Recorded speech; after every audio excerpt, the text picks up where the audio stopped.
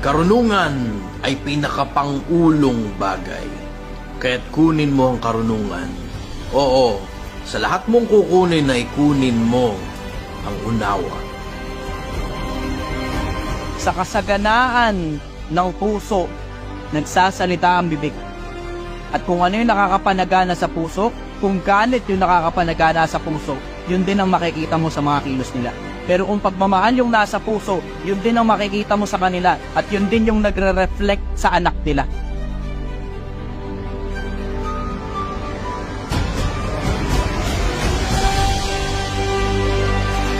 I want to appeal to intelligent individuals. Kung pakiramdam mo mas matalino ka kaysa sa akin, ikaw dapat yung nagsasalita rito. Ikaw dapat yung nakaupo rito, hindi dapat ako. Hindi ko naman dapat ilalabas yung mukha ko sa social media. Kasi yung kabobohan ng majority ng mga vlogger, hindi ko na matiis eh. Komportable na yung mga bata na pinapastos yung mga magulang nila.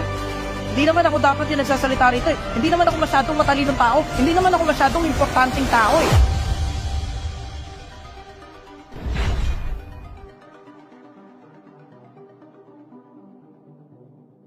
So, YouTube, wala ako kahapon ng dahilan kasi masakit yung lalamunan ko. Pero hindi lang actually masakit eh. Okay lang kahit tiisin yung sakit eh. Wala akong boses kahapon. Siguro dinig niyo medyo garalgal pa ngayon. Tapos the previous day na nakapag-live ako eh medyo wala rin sa hulog yung lalamunan ko. So, wala, hindi muna ako nakapag-live kahapon. So, wala rin naman ako ilalabas na boses eh. Baka lumala lang, mahirap. Kurdapia, good morning brother. Taga saan ka?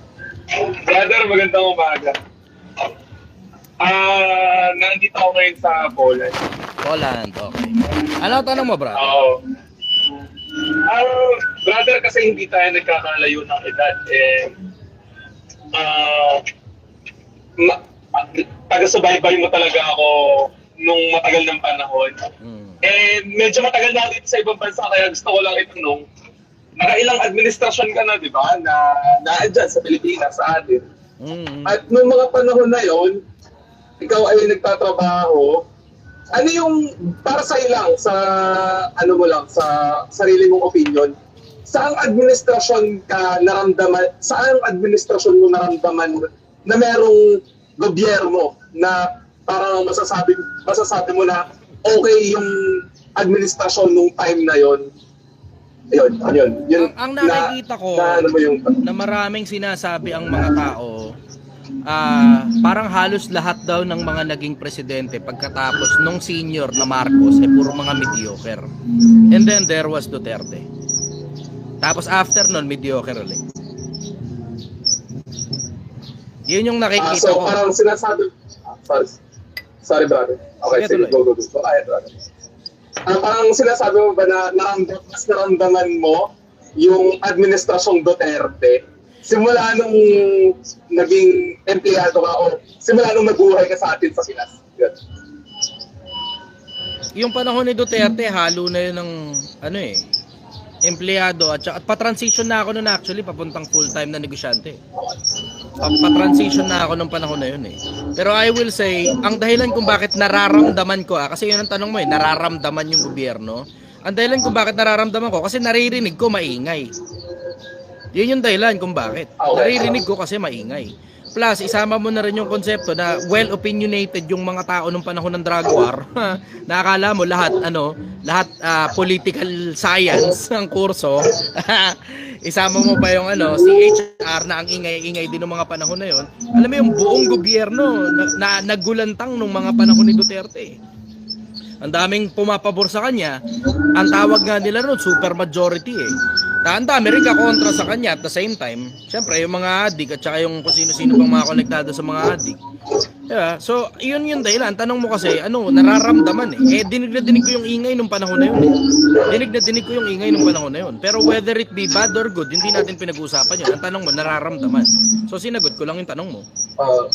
Whether it's positive or negative. Yes, brother. Kaya ako lang may tanong kasi matagal na akong wala sa atin sa Pinas. And parang naandun na rin yung doubt na gusto ko mag-start sa atin talaga ulit.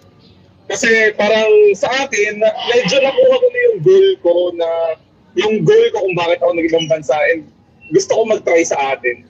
And nung umuwi, nung last na nasa Pilipinas ako is administrasyon din ni Duterte, pero parang sa maiksi lang na tanong. Ayun, medyo malinaw sa akin, pero makikinig pa rin ako sa'yo. Diretso Yan, brother, yun wala lang, yun namang lang. kinalaman yung pagsisimula mo ng buhay sa Pilipinas at saka yung presidente. Hindi ka ganun kalaki para magsimula ng sobrang laking negosyo para mapakialaman ka ng presidente o may kinalaman pa sa presidente yung kung ano man yung hanap buhay mo. Kung umuwi ka na lang, wala nang kinalaman sa presidente kahit sino pa nakaupo dyan. Kung mananatili ka sa abroad, manatili ka sa abroad regardless of the president. Pero you do you, walang kinalaman ng presidente sa personal na buhay mo. Lalo na doon sa sisimulan mong hanap buhay dahil hindi ka naman oligarchy na sobrang laking pera nang ipapasok mo sa Pilipinas para magsimula ka ng negosyo, dapat may kinalaman sa presidente. Sorry. Noong panahong empleyado kasi ako, brother, medyo random ko siya sa maraming pagkakataon. Kaya, yun lang yung basis ko lang. Pero tama ka rin naman na kung gusto ko umuwi na ako. Tama ka rin naman doon. Kumbaga, naitanong ko lang din. Kasi nung empleyado ako, ramdam ko simula nung kay Pinoy tsaka nung kay Duterte. So yun. Kasi ngayon, Marcos na. Kaya, ayun, hindi lang ako pamilya. Pero brother, salamat. Meron na akong idea. Kumbaga, yun, meron lang akong pattern. Alam mo, isa sa mga pinakamalalaking may embark ko sa inyo, Pilipinas. Paalala ko lang sa inyo na walang pakialam ang presidente sa mga personal na buhay ninyo, sa mga professional na buhay ninyo. Maliban na lang, you're big enough para sobrang daming perang umiikot sa merkado na pakikialaman ka na ng presidente o may mga batas na kakontra sa'yo. Walang kinalaman yan sa pag-uwi nyo ng Pilipinas. Paalala ko lang sa inyo, Pilipinas, ang asikasuhin ninyo, yung mga sarili ninyo, hindi yung politika. Yung mga politiko na yan, mga mayayaman na sila. Sobrang yayaman yung mga magkabilang pamilya na yan. Marcos at saka Duterte, parehas mayaman yung mga yan. Huwag nyo nang pakialaman kung sino pa presidente. You do you. Ang ayusin mo yung sarili mong buhay na walang kinalaman sa kung sino man na nakaupo. Yun ang sagot ko sa'yo, brother. Follow-up question, baka meron ka pa. Yes, brother. 2 days ago kasi nagkaroon ka ng comment dun sa business na hindi naman niya direkta sa'yo na bigyan mo siya ng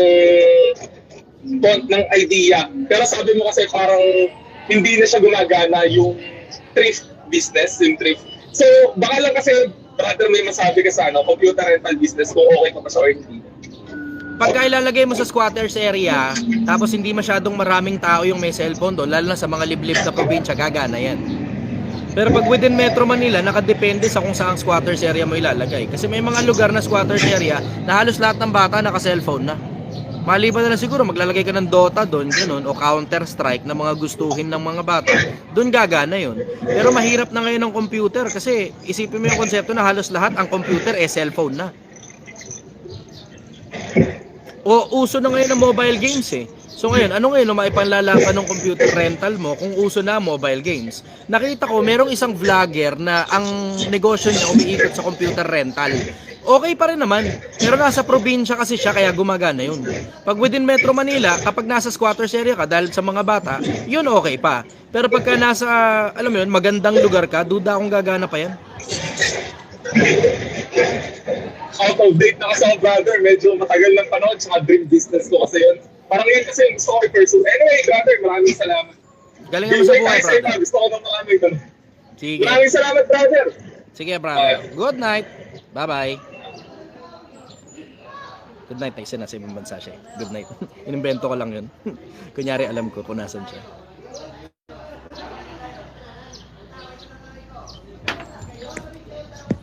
Good morning, brother. Taga saan ka?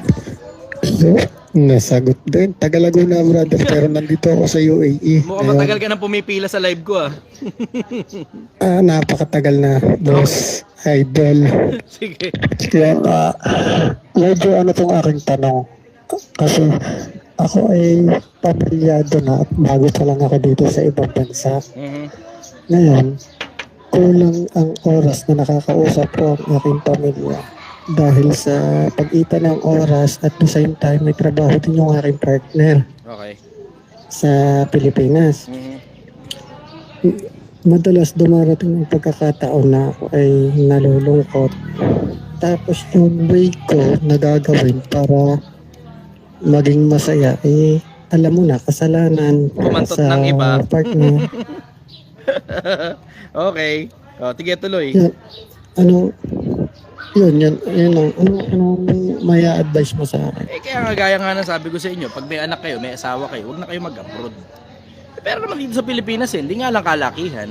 Pero kung magpapalalim ka, ang ibig ko sabihin, yung trade of expertise mo, ang babanatan mo, tapos lalaliman mo ng gusto doon, naaralin mo ng gusto, tapos isa ka sa kinikilala sa industriya na isa sa pinakamagagaling, mababayaran ka rin sa halagang gusto mo. Nga lang, kailangan talaga magaling ka talaga. Yun nga lang ang pinagkaiba ng abroad at saka Pilipinas. Sa Pilipinas kasi, pag mediocre ka, barya-barya babayad sa'yo. Pag nasa abroad ka, barya-barya din ang babayad. Pero mas malalaking barya babayad sa'yo sa abroad. Yun ang pinagkaiba. O ngayon, ito suggestion ko sa'yo. Mag-ipon ka ng gusto, umuwi ka sa Pilipinas, tapos magpalalim ka rito. O dyan pa lang sa abroad, bago ka pa umuwi ng Pilipinas, magpalalim ka na dyan. Para kung ano man yung bagay na sisimulan mo dito sa Pilipinas, maganda-ganda na bagsakan. Gets mo? Yeah, brother. Yan ang mismo masasabi ko sa'yo, Derchan. Para alam mo yun, hindi ka na kumakantot ng iba. Kasi masakit sa uli. Isipin mo, pag uwi mo ng Pilipinas, may sakit. Kata mo lang sarili mo dyan sa abroad. Kasi, ano nga, di ba? Hindi naman sa Pilipinas nang galing ang AIDS eh. Follow-up question, brother. Ito pa. Bakit mas pinaniniwalaan mo, brother, ang lumikha kaysa sa evolution? Yung konsepto kasi ng evolution hanggang ngayon, hindi pa rin nila mapatunayan. Ang dahilan, dahil dun sa konsepto na yung missing link hindi pa rin mahanap eh. Yung pagitan ng unggoy at saka tao, hindi pa rin nila makita eh. Walang mahukay hanggang ngayon eh. So, pinaka-latest na meron tayo, yung Piltdown Man. If you Google it up, Piltdown Man, isa sa mga, pinakamalalaking hoax of the century. Ang konsepto eh, yung bungo ng orangutan, kinabitan ng panga ng tao. Tapos pinagkabit na gano'n, yun daw yung missing link. Pinaniwalaan yan for almost 100 years. Tapos until such time na meron ng sapat na technology para i-test yung bungo, tapos saka lang nila na-realize hindi magkatugma yung bungo sa ibabaw at saka yung panga. Yun yung missing link natin. So far, yung missing link eh panloloko lang ng kapwa-tao. Ngayon, tungkol dun sa tanong mo, tungkol dun sa kung bakit naniniwala ako na merong gumawa, ang dahilan, marami naman kasing ibang theory kung saan nanggaling ang tao eh. Merong theory na Anunnaki daw, gano'n, galing sa mga aliens. May theory naman galing sa ibang dimension na parang pumasok dito, tas bla bla, etc. Merong creationism, yan yung konsepto na may Diyos, gumawa, lumikha. Maraming iba't ibang theory kung saan nanggaling ang tao eh. Pero overall, hanggang ngayon hindi pa rin natin alam kung saan galing ang buhay. With all the technology that we have, even AI, meron na tayong AI na nakakasagot ng tanong, meron na rin tayong quantum computer, na yung quantum computer na yun, ang nagagawa nun, libu-libong taon ng simulation nagagawa in just a few minutes. So matindi nagagawa nun. Pero hanggang ngayon, hindi pa rin natin alam kung saan galing ang buhay. Hanggang ngayon, may mga pattern sa universe na recurring at paulit-ulit na nangyayari. So merong possibility, we're only talking about possibilities. Yung merong malaking possibility na merong nag-design ng mga bagay-bagay para dun sa pattern na paulit-ulit na nakikita natin. Yun yung konsepto eh. So ngayon, ako naman, yung common sense lang, saan nanggaling yung konsepto ng DNA? Kasi yung DNA kasi sobrang, alam mo yun, sobrang sinsin ng pagkakahabi ng DNA na mahirap sabihin na nanggaling sa evolution yung konsepto ng DNA. Kung pag-aaralan mo yung konsepto ng DNA, mahirap sabihin na galing yan sa konsepto ng evolution, brother. Isipin mo yung konsepto na, isipin mo pa yung konsepto na bakit hanggang ngayon may unggoy pa rin. Sabi nila galing daw sa ibang ancestors daw yung ibang unggoy. Ba't hindi pa rin nag-evolve yung ibang unggoy? Tapos isipin mo ngayon yung konsepto na ba't may ibang tao mukhang kabayo? Diba? Gets mo yun? May tao mukhang kabayo, hindi mo naman maialis yun. Galing naman sa kabayo yun, ibang species ng tao yun. Ganun ba yun? Diba? Isa pa yung konsepto rin ng mahirap paniwalaan yung evolution eh. Ang nagme-make sense sa akin yung yung mutation. Yan, nagme-make sense yan, yung mutation. Yung konsepto na kung saan ka nandun, pwedeng pumuti yung balat mo o imutim yung balat mo, pwedeng humaba yung ilong mo o umikli yung ilong mo, nakadepende sa kung saan kang lugar nandun. Pero mahirap yung konsepto ng mahirap yung konsepto ng evolution eh. Kasi tinan mo, isipin mo, meron silang na-discover na cyanobacteria Yung cyanobacteria na yon, recently lang na, syempre may microscope na tayo, nakikita na natin yung yung mga bacteria. Tapos yung isa sa mga pinangalanan ay yung cyanobacteria. Yung cyanobacteria na yan, meron sila nahukay, 1 billion years old na cyanobacteria pa rin. Isipin mo, 1 billion years old ka ng cyanobacteria, hanggang ngayon may cyanobacteria pa rin. Sabi ko, ako yung cyanobacteria, magwewelga ako, bakit hindi man lang umusad-usad ng kapraso 1 billion years na yung species mo, hanggang ngayon hindi pa rin nag-e-evolve. Sobra naman yan, di ba? Sipin mo yun, ikaw yung cyanobacteria, hindi ka na magreklamo ng gano'n. Hoy, 1 billion na kami, baka naman, ang tagal na namin ganito. Gets mo yun? So, mahirap paniwalaan kasi yung konsepto ng evolution eh. Ang nagme-make sense sa akin, yung theory ng mutation. Kasi nakakakita ka rin ng mga bacteria na nagmo-mutate eh. Katulad ng COVID-19, nakita mo, dumami yung mga paa-paa, gano'n. Tapos nagkaroon ng iba't ibang variant yung klase ng virus na gano'n. Nagmo-mutate. Pero hindi siya parang naiiba ng species. Hindi gano'n. Mula sa pagiging ibon, naging unggoy, o mula sa pagiging ganto, mula sa pagiging aso, naging pusa. Mahirap yun. Mahirap yun, brother. So yun ang take ko dun. That's just my opinion. At the end of the day, wala pa namang nakakasagot talaga ng diretso kung may Diyos ba talaga, wala eh. Diba? Oo, tama, brother. Yan ang sagot ko ron. Ako naman, nagre-ready lang. Kasi, alam mo, practical ako eh. Ine-entertain ko rin sa isip ko yung idea na, okay, sige, baka wala talagang Diyos. Tapos, yung mga libro-libro na yan, yung Biblia, Quran, Vedas, at kung ano-ano pang mga libro ng iba't ibang mga religion, ginawa lang yan for mind conditioning purpose. Andun din ako, naintindihan ko yung konsepto na yun. Pero sa akin, mas mabuti nang magpakasiguradong baka sakali kasing merong Diyos. Tapos, alam mo yun, pagdating mo sa kabilang buhay, hindi ka masusurprise, motherfucker. Mahirap eh. Namaya, pagka hindi, sigurado tayo. Anong conclusion natin? Walang Diyos. Meron ba? Wala.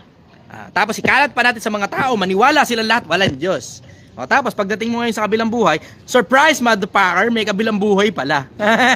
Paano ka ngayon? Ako, mas safe ako dun sa konsepto na naniniwala kasi ako na baka meron kasing Diyos na magpapakabuti ako dito sa buhay na to, kahit mga 15 minutes lang, 20 minutes lang, makatulong ka sa kapwa-tao mo. Ito katulad ng pagla-live ko, 'di ba? Makatulong sa kapwa-tao.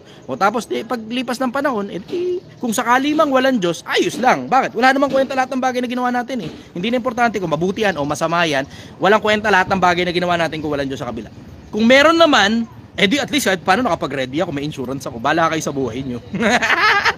Practical lang ako, brother. Iniisip ko lang sarili ko. Makasarili ko tao eh. Ganun lang, makasarili akong tao. Lahat naman tayo eh, di ba? Lahat tayo may kanya-kanyang interest, lahat tayo may kanya-kanyang gusto. Ako ang gusto ko lang magpakasiguradong baka sakali. Doon lang. Sigurado ka? Hindi. Pero baka sakali. Baka, delikado yan, Brad eh. Mabuti rin sigurado. Kaya sa pagdating mo sa kabilang buhay, ano mga tangin lang yan? Sino ka? Ako si Chester. Di ba ayaw mo sa akin? Hindi, gusto ko na sa'yo ngayon. Nakita na kita eh. Mahirap yung Brad. Delikado. Yun ang sagot ko ron, brother. Follow-up question. Ganda ng tanong mo na yun. Ito pa. May ideal ka ba sa pinag-aaralan ng Area 51? Maraming allegations, pero wala naman kasing kino-confirm eh. Walang kino-confirm ang government ng Amerika eh. Maraming allegations. Paano may alien daw. Paano tinatago nga nila sa tao? Lahat ng bagay na tinatago, brother, eventually sisiwalat din. Lahat ng tinatago, sisiwalat din. Sino mo, isipin mo yung konsepto na, okay, sige, kunyari may Area 51. Tapos, ano meron dyan? Alien. Hindi ba sasabihin ng Russia na may alien dun? Di ba? Gets mo yun? Magkakalabang bansa yung mga yan eh. Siyempre, isisiwalat nila kung ano yung sikreto ng kabilang bansa. Gets mo? Katulad ng konsepto ng flat earth. Flat earth daw, flat earth. Okay, sige, flat earth. Magtataka ka, magkalaban ng Amerika at saka China na kakampi nila yung Russia.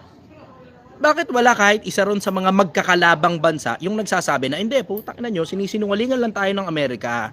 Flat talaga mundo, flat. Hindi na vulcanize yan, flat yan. Ba't wala nagsasalita ng ganun?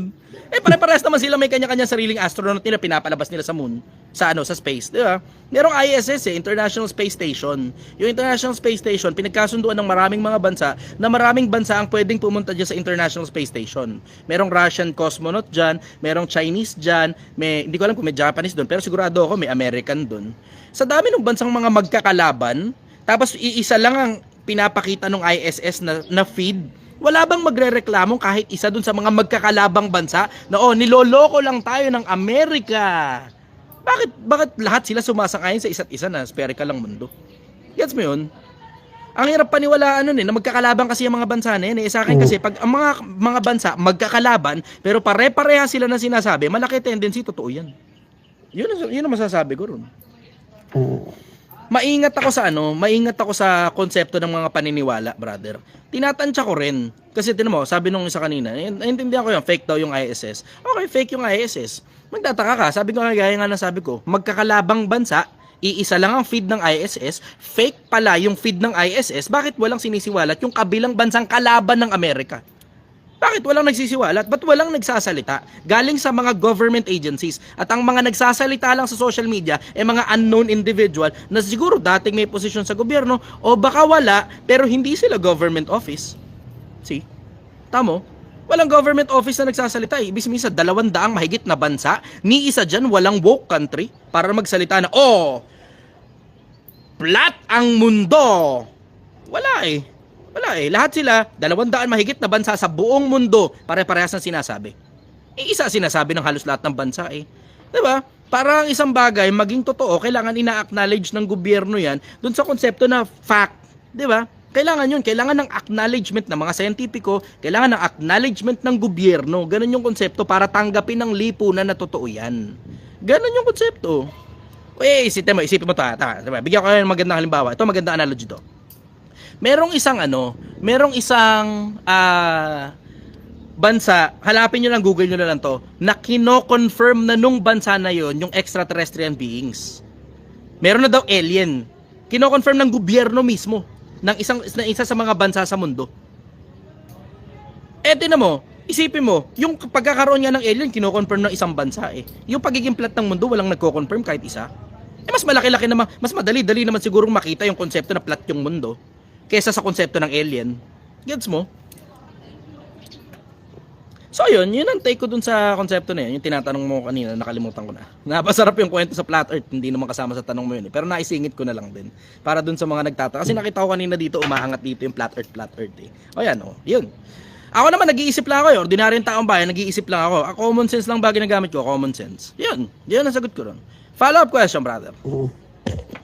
Yung brother, kung ikaw ay nagmumura pa, pamura naman, brother. Wag, sumisingit lang yan every now and then. Pero niyayari ako ni TikTok. Eh. Wag, baka mabanan naman ako. 7 araw na naman to. 7 araw na naman. 7 araw na naman. Sige brother, kung hindi na, maraming salamat. Na-oop ako, ang dami ko sanang gusto pang itanong sa'yo. Sige, tanong mo na! Ay, nakalimutan ko nga brother eh. Mental block. Tanong eh. Okay, sige. Tama nga yung sabi mo nakaraan, dapat pagkasasampas sa live mo, dapat nakahanda. Sabi ko nga sa inyo eh. Intimidating nga kasi ako, tanggap ko na yun, ayaw sa akin ng tao. Okay lang yun. Kasi brother, pagka ako yung nag-aantay ng live mo, hindi ako nakakakiyat hanggang sa inaabot na lang ako ng antok ko. Nauna yung antok bago yung ngayon, tsumamba ka. inabutan natsambahan, kaya nga, tutulog na rin ako eh. At may duty rin ako bukas. Yun na lang brother, maraming salamat. Sige brother, bye-bye. Okay, next. King 1. Wala tayong magagawa, mahal mo na. Good morning, Hello, brother. Taga saan ka? Dinig ako. Dinig ka. Taga saan ka? Taga-puso mo. Yan. Ano tanong mo? Brother, ano kung tanong, opinion mo lang. Okay. Paano dumating sa sa punto na na bigla na lang yung gumagawa ka ng di maganda, tapos ayoko na, parang pagod na ako. Hinto na ako. Pag tumatanda ka na, isa yun, pag tumatanda ka na. Kasi naramdaman ko rin sa sarili mo yun. Mararamdaman mo yun, brother. Yung dating ere mo, nababawasan na. Yung dating yabang mo, nababawasan na. Energy mo, nababawasan na. Yung presentation skills mo, gano'n, na dati sobrang bakbak, energetic ka. Bawas na rin. Gano'n, maraming factors to consider. Pero isa sa mga pinakamalalaking factors to consider, brother, pag tumatanda ka na. Yun. Follow-up question. Bakit yung ibang tumatanda, hindi pa rin siya tumitigil gumagawa ng masama? May mga nai-stuck kasi sa ganun, brother. May mga nai-stuck sa ganun. Isa sa mga isa sa mga pruweba ko na may mga nai-stuck sa ganun. Parang katulad ko rin at the same time, yung type of music ko, stuck na ako sa dati. Napansin nyo, sa mga bandang Visayas, mahilig sila sa mga lumang kanta. Ako, naalala ko kasi yung panahon na, panahon ng kabataan ko. Gustong gusto ko yung mga tugtog ng kabataan ko. Pero, alam mo yun, dati kasi, there's a culture in music eh. So, di makukuha mo yung culture in music. Yung, alam kapag karakista ka, di ba? O gangster, ganun. Merong culture dun sa music scene eh. Minsan may mga panahon, may mga tao na nai-stuck na dun. Mula pagkabata hanggang tumanda, gangster sila. Mula pagkabata hanggang tumanda, rockista sila. May mga ganong konsepto na nai-stuck na sa ganon eh. May mga konsepto rin naman na, katulad nung konsepto ng dating masamang tao, tapos na-stuck na siya ron. Ganon. Kasi alam mo, cycles driven ng mga tao eh. Yun ang napansin ko sa mga tao. Ang mga tao cycles driven, naghahanap sila ng cycle na regular nilang iniikot-ikutan at binabalik-balikan.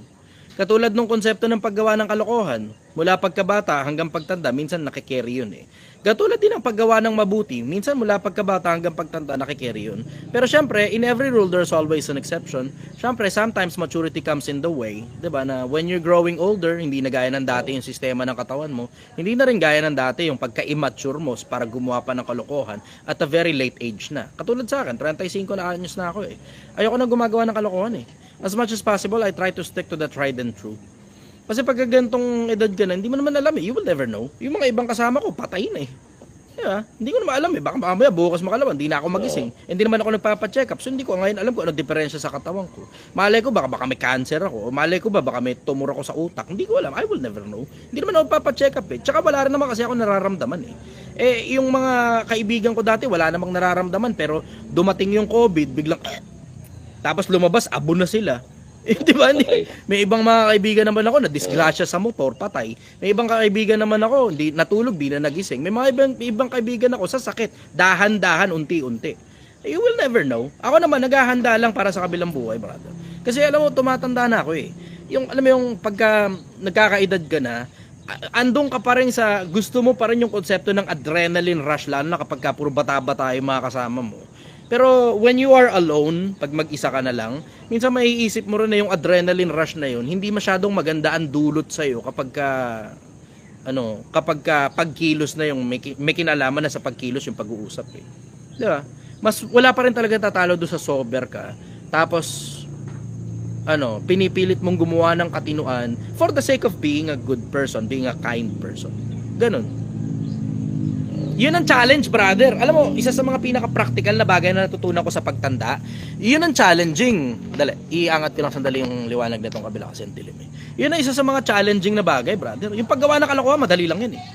Isipin mo, magnakaw ka lang katulad ng ginawa ni Angel. Ang dali lang yan eh. Oo. Huwag ka lang papahuli. Ganun yun, Diba diba? yun yung may ibang tao kasi na parang yun yung nagpapasaya sa kanila. Yun nga mismo ibig ko sabihin. Nadali mo, brother.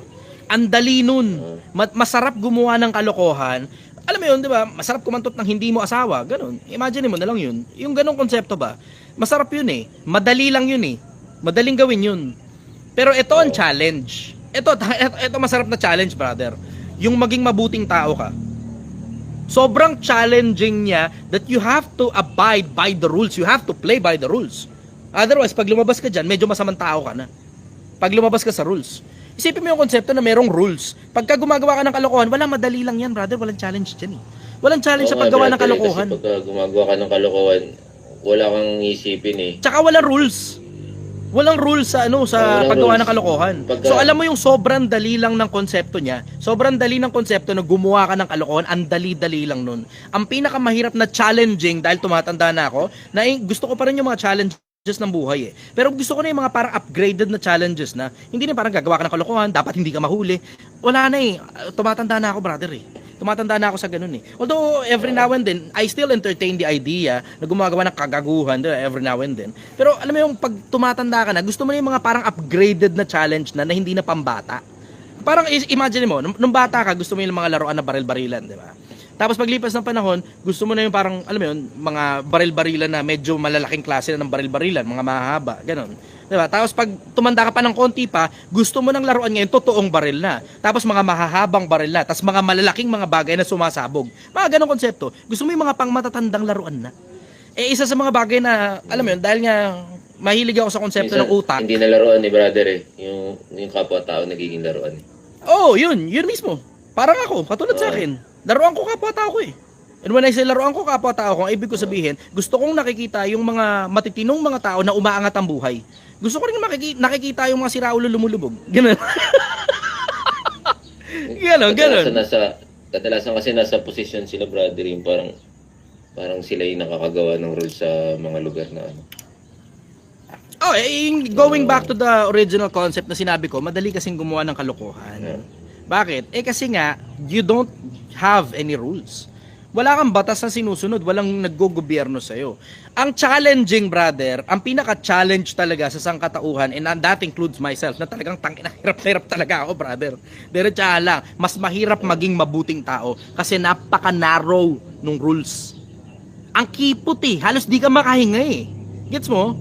So alam mo yun, mas challenging siya sa akin kaysa sa paggawa ng kalokohan na halos lahat ng kalokohan na maisip nyo nagawa ko na. Let's just put it that way. Halos lahat ng kalokohan na maisip ninyo nagawa ko na. Pero yung playing with the rules, grabe brother, ang hirap maging mabuting tao. Diretsahan lang. Ang hirap maging mabuting tao. Brother, pero hindi tinatanggap ng kapwa mo. Paano mo Wala naman akong pakialam sa opinion ng ibang tao eh. Kaya ng dati. Pag siraulo ka talagang wala ka lang talagang pakialam sa opinion ng iba. Wala. Ako personal, wala talagang pakialam sa opinion ng ibang tao eh. Wala talaga. Maliban na lang siguro yung opinion na yun, makakatulong sa akin na parang ang dating hindi socially acceptable yung mga behavior ko. Ayun, pinapansin ko yun. Pero in my benefit, hindi yan para sa konseptong magdaramdam ako dahil sa sinabi ng ibang tao o lilimitahan ko ang buhay ko dahil sa sinabi ng ibang tao. Wala akong pakialam sa ganun, brother. Diretsahan, wala talaga. Siguro ako yung pinaka-worst na influencer na makikilala mo pagdating sa konseptong wala talaga akong pakialam sa opinion ng kahit na sino. Wala. Ganun lang. Wala akong pakialam. Eto na mo, bakit yung mga basher mo, pinapatulan mo? Eh kasi pinakikinabangan ko sila. Yun ang dahilan nun eh. Dahil pakinabang ko pa rin eh. At the end of the day, pakinabang ko pa rin yun. Paano pinakikinabangan? Tignan mo, pansinin mo, pag bumibira ako sa basher, tumataas viewers. Tignan mo, 288, di ba? 288 yung ano dito. Ayan, 289. Oh. Pagka bumira ako ng basher, aabot na 1,000 yan. Hindi yun dahil for the views. Hindi for the views yun. Doon yun sa konsepto na pag dumami kasi ang viewers, dadami makikinabang. So hindi lang siya dun sa viewer lang, hindi, may mas malalim dun. Kasi yung viewer, yung iba kasi, ang dahilan kung bakit mahilig sila sa viewer, dahil din sa mas malalim na konsepto, na yung viewer kasi, pera yan eh.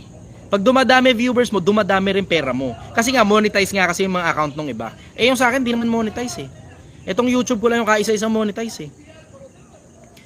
Kaisa-isang monetize ko YouTube. Tapos sa loob ng 2 taon, ang kinita ko rito, 10,000. Divide mo na lang kung magkano yung kada buwan. Self-produce ko yung mga content. Sige brother, go. Paano mo maispatan yung tao pag minamanipulate ka? Pagka napapansin mong siya lang yung nakikinabang, hindi ka kasali. Pero kung nakikinabang ka din siya. Eh di hindi manipulation yun. Pakinabang niya. Hindi, nakadepende sa market value, brother. Depende sa market value. Okay. Kung mataas ang market value ng tao na yun, why not? Nakikinabang ka rin naman at the same time eh. Nakadepende na nga lang kung nakukuha mo yung pakinabang na dapat para sa'yo. Maliban na lang din kung hindi practical yung gusto mo. Gets mo? Nandun yun sa konsepto ng parehas dapat kayo nakikinabang para hindi mo makonsider na manipulation. Pag parehas kayo nakikinabang, everybody happy, walang manipulation dun. Ang tawag dun, persuasion, parehas kayo nakikinabang. Madali kasi manipulation, brother. Sobrang dali lang ng manipulation. Naku, maniwala ka, kung meron kang taba ng utak na kaparehas sa akin, lahat ng gusto ko nakukuha ko. Lahat ng gusto ko nakukuha ko. Yes, ang dali ng konsepto ng manipulation. Ang mas challenging ito. Ang mas challenging persuasion. Dapat parehas kayong dalawang nakikinabang. Yan, walang nag-uusap ng tungkol dyan eh. Okay. Lahat na lang gusto mag-manipulate, sila lang makikinabang. Pero, alam mo yun, anong pakinabang ng kabilang panig? Tinan mo, mas malaki ang pakinabang mo kapag parehas kayong dalawang nakikinabang. Mas malaki ang pakinabang mo ron. Bakit? Isipin mo na lang yung konsepto na kailangan mo siya, kailangan ka din niya. Tapos nakikinabang ka, nakikinabang din siya. Di tuloy-tuloy yung transaction. Diba? Yun ang sagot ko ron. Follow-up question, brother. Paano yung nasasabi mo sa mga politiko na yung ginagawa nila yung mga manipulation na ginagawa nila sa Ano tungkol doon? Sa Dati pa naman ginagawa ng mga bayan. politiko yan. Wala namang bago eh. May mga tanga nagpapamanipulate eh. Yung iba nakikinabang. Sapat na sa kanila yung 500 piso, 1,000, 2,000 para ibenta nila boto nila. Na may nakikinabang eh. Nakikinabang din naman sila eh. Hindi mo nga lang mako-consider na persuasion yun yung ginagawa ng ibang mga politiko. Hindi naman kasi lahat eh. Pero hindi mo mako-consider na persuasion yung ginagawa ng ibang mga politiko. Ang dahilan kasi hindi naman sapat yung pakinabang sa laki ng perang makukuha nitong mga putang inan to. Yan, sagot ko. sinasabi na para sa bayan. Pero ang dami naman naghihirap. Totoo. Para sa bayan, para sa Tapos bulsa. yung mga yung mga influencer na Doon tayo sa mga Na tanong mo na ikaw nagsusugal. mismo makikinabang, brother. Kasi wala namang pakinabang na sagutin ko yung ganto, yung ganyan, yung influencer, yung politiko, yung ganto. Walang pakinabang doon eh. Doon tayo sa may pakinabang sa'yo mismo. Yung pag-alis mo rito, pagbaba mo ng Yung live, may napakinabangan ka, napapakinabangan mo hanggang mamatay ka, ganun. yung may pera ka na, brother, tapos parang hindi mo pa rin alam yung ginagawa mo. You have to find that. Ikaw mismo maghahanap nun kung ano ba gusto mong gawin sa buhay. Oo. Ikaw talaga mismo maghahanap nun. Baka ang hinahanap mo kasi sense of purpose o baka hindi naman hindi midlife crisis yan. I will say existential crisis. Possibility yan. You have to check on that. Ano ba dahilan kung bakit ako nandito sa mundo? Ganon. Nagkaroon ako ng ganon eh. Ano ba ginagawa ko rito? So it breaks my brain to think that everything will be gone after I die. Nakakasira ng ulo kaya yun na ang dami mong bagay na ginawa sa buhay mo tapos lahat yun walang kwenta pagkamatay mo. Nakakasira ng ulo yun ha. Lalo na pag resultado kang tao. Kung ordinaryong taong bayan kaya wala ka namang pakialam dun. Bakit? Pagkain mo nga lang problema mo pa eh. Pero pag resultado ka, itong lahat ng mga resulta na to, saan mapupunta to pagkamatay ko? Ganun yung nasa isip ko nun eh. Yung ang hirap parang meron ka na tapos parang mag-isa ka pa rin. You have to learn Kulang. solitude, brother. Okay. Power comes with solitude. Wisdom comes with solitude. Paano masasabi pag nasa midlife crisis ka, brother? Ano bang feeling ng ganun? Yung parang pakaramdam mo, wala ka pa rin nararating pero tumatanda ka na. Yun ang midlife crisis. Existential crisis naman, yung may narating ka o wala, hindi mo alam kung ano ginagawa mo rito sa mundo. Tapos parang namomroblema ka dahil dun. Okay. Kasi parang kahit nung tumutulong ka, hindi pa rin nila na parang napipil, parang hindi nila na-appreciate yung ginagawa mo. Pag hindi nila Parang na-appreciate walang yung pagtulong mo, humarap ka ng taong ma-appreciate yung tulong mo. Basic. Bakit? Ingrato yung mga tao na yan eh. Okay. Welcome ka na magturo ng pagiging grateful, pero good luck kung matutunan nila yan at a very late age na. Kasi, alam mo, isa sa mga pinakamalalaking bagay na natutunan ko tungkol sa buhay, yung matuto ka maging mapagpasalamat. Pag mapagpasalamat ka, tuloy-tuloy ang blessing sa buhay mo. Pero pag hindi ka marunong magpasalamat, tignan mo, yung mga taong nagbibigay ng blessing sa'yo, nilalayasan ka, tas hindi sila nagtutuloy sa'yo paglipas ng ilang panahon. Ganon yung nangyayari dyan sa mga tao na yan. Kaya tignan mo, wala silang ma-opportunity sa buhay. Hirap sila. Bakit hirap? Hindi sila marunong magpasalamat sa konting binigay sa kanila eh. So wala na ngayon nadadagdag doon sa mga dating nagbigay sa kanila. Ganon. Ang mahirap niyan, ingrato ka na nga, buraot ka pa. Ang dami niyan, Brad. Yung mga kadalasan sa mga buraot, ingrato rin. Kadalasan sa mga buraot, ingrato rin. Tapos kadalasan sa mga ingrato, buraot din. Oo. Yung kahit konting may ka lang, brother, may konting sabihin lang ako na suggestion na para naman sa amin. Parang ang nagiging approach nila negative, tapos masama na agad kahit marami ka na naitulong. Pagka ganun, brother, lipat ka na ng ibang tutulungan. Kasi you've already done enough. Sapat na yung nagawa mo. Hindi nga sila makapagpasalamat sa ginawa mo eh. Humanap ka ngayon ng mga tao na marunong magpasalamat sa mga konting bagay na ibinigay mo. Ganon. Nasa maling circle ka kapag ka ganyan, brother. Diretsa, nasa maling circle ka. Lalo na kamag-anak mo, nasa maling circle ka. Yan yung kawikaan Tagalog. Pakainin man ng kalabaw, hindi malasahan. Kawikaan Tagalog yan eh. Kahit ano pa ibigay mo dyan sa mga tao na yan, kahit bigyan mo pa na 100,000 yung kada buwan, uubusin lang nila yan. Pag tumigil ka na sa pagbibigay sa kanila, galit pa sila sa'yo, nakala mo inapi mo sila. Mismo. Mga basura ng lipunan yan, brother. Isang beses mo lang ano. Tinan mo, pakita ko sa inyo kung gaano kalalayan. Pakita ko lang sa inyo kung gaano kalalayan. OFW o breadwinner, type yes kung nararanasan mo yan. Totoo lang, type no kung hindi. Hindi naman lahat mag-yes dyan eh. May mga magno-no dyan, pero tignan mo lang yung general consensus ng mga tao. You will understand. Oo. Tignan mo. See? Ayan o. Ang general majority nag-yes. Relate. Ang general majority nag-yes. Ano pala? Iniinom ko, bus na. Okay. Follow-up question, brother. Ako madali ka na naman yung brother. Lagi naman. Wala namang bago, brother. Wala namang bago. Last question ko. Okay, go. Ano na, bababa na rin ako. Ano. Okay. Mga message mo lang sa aming mga ano, na palisaw-lisaw na dito, may pera pero walang ano. Kung ako, ito suggestion ko, kung maaari sana dumami mga katulad ninyong nagsasalita sa social media. Kasi kailangan ng mundo inputs ninyo, brother. Kayo na yung mga legit pagdating sa paggawa ng pera eh. Diba?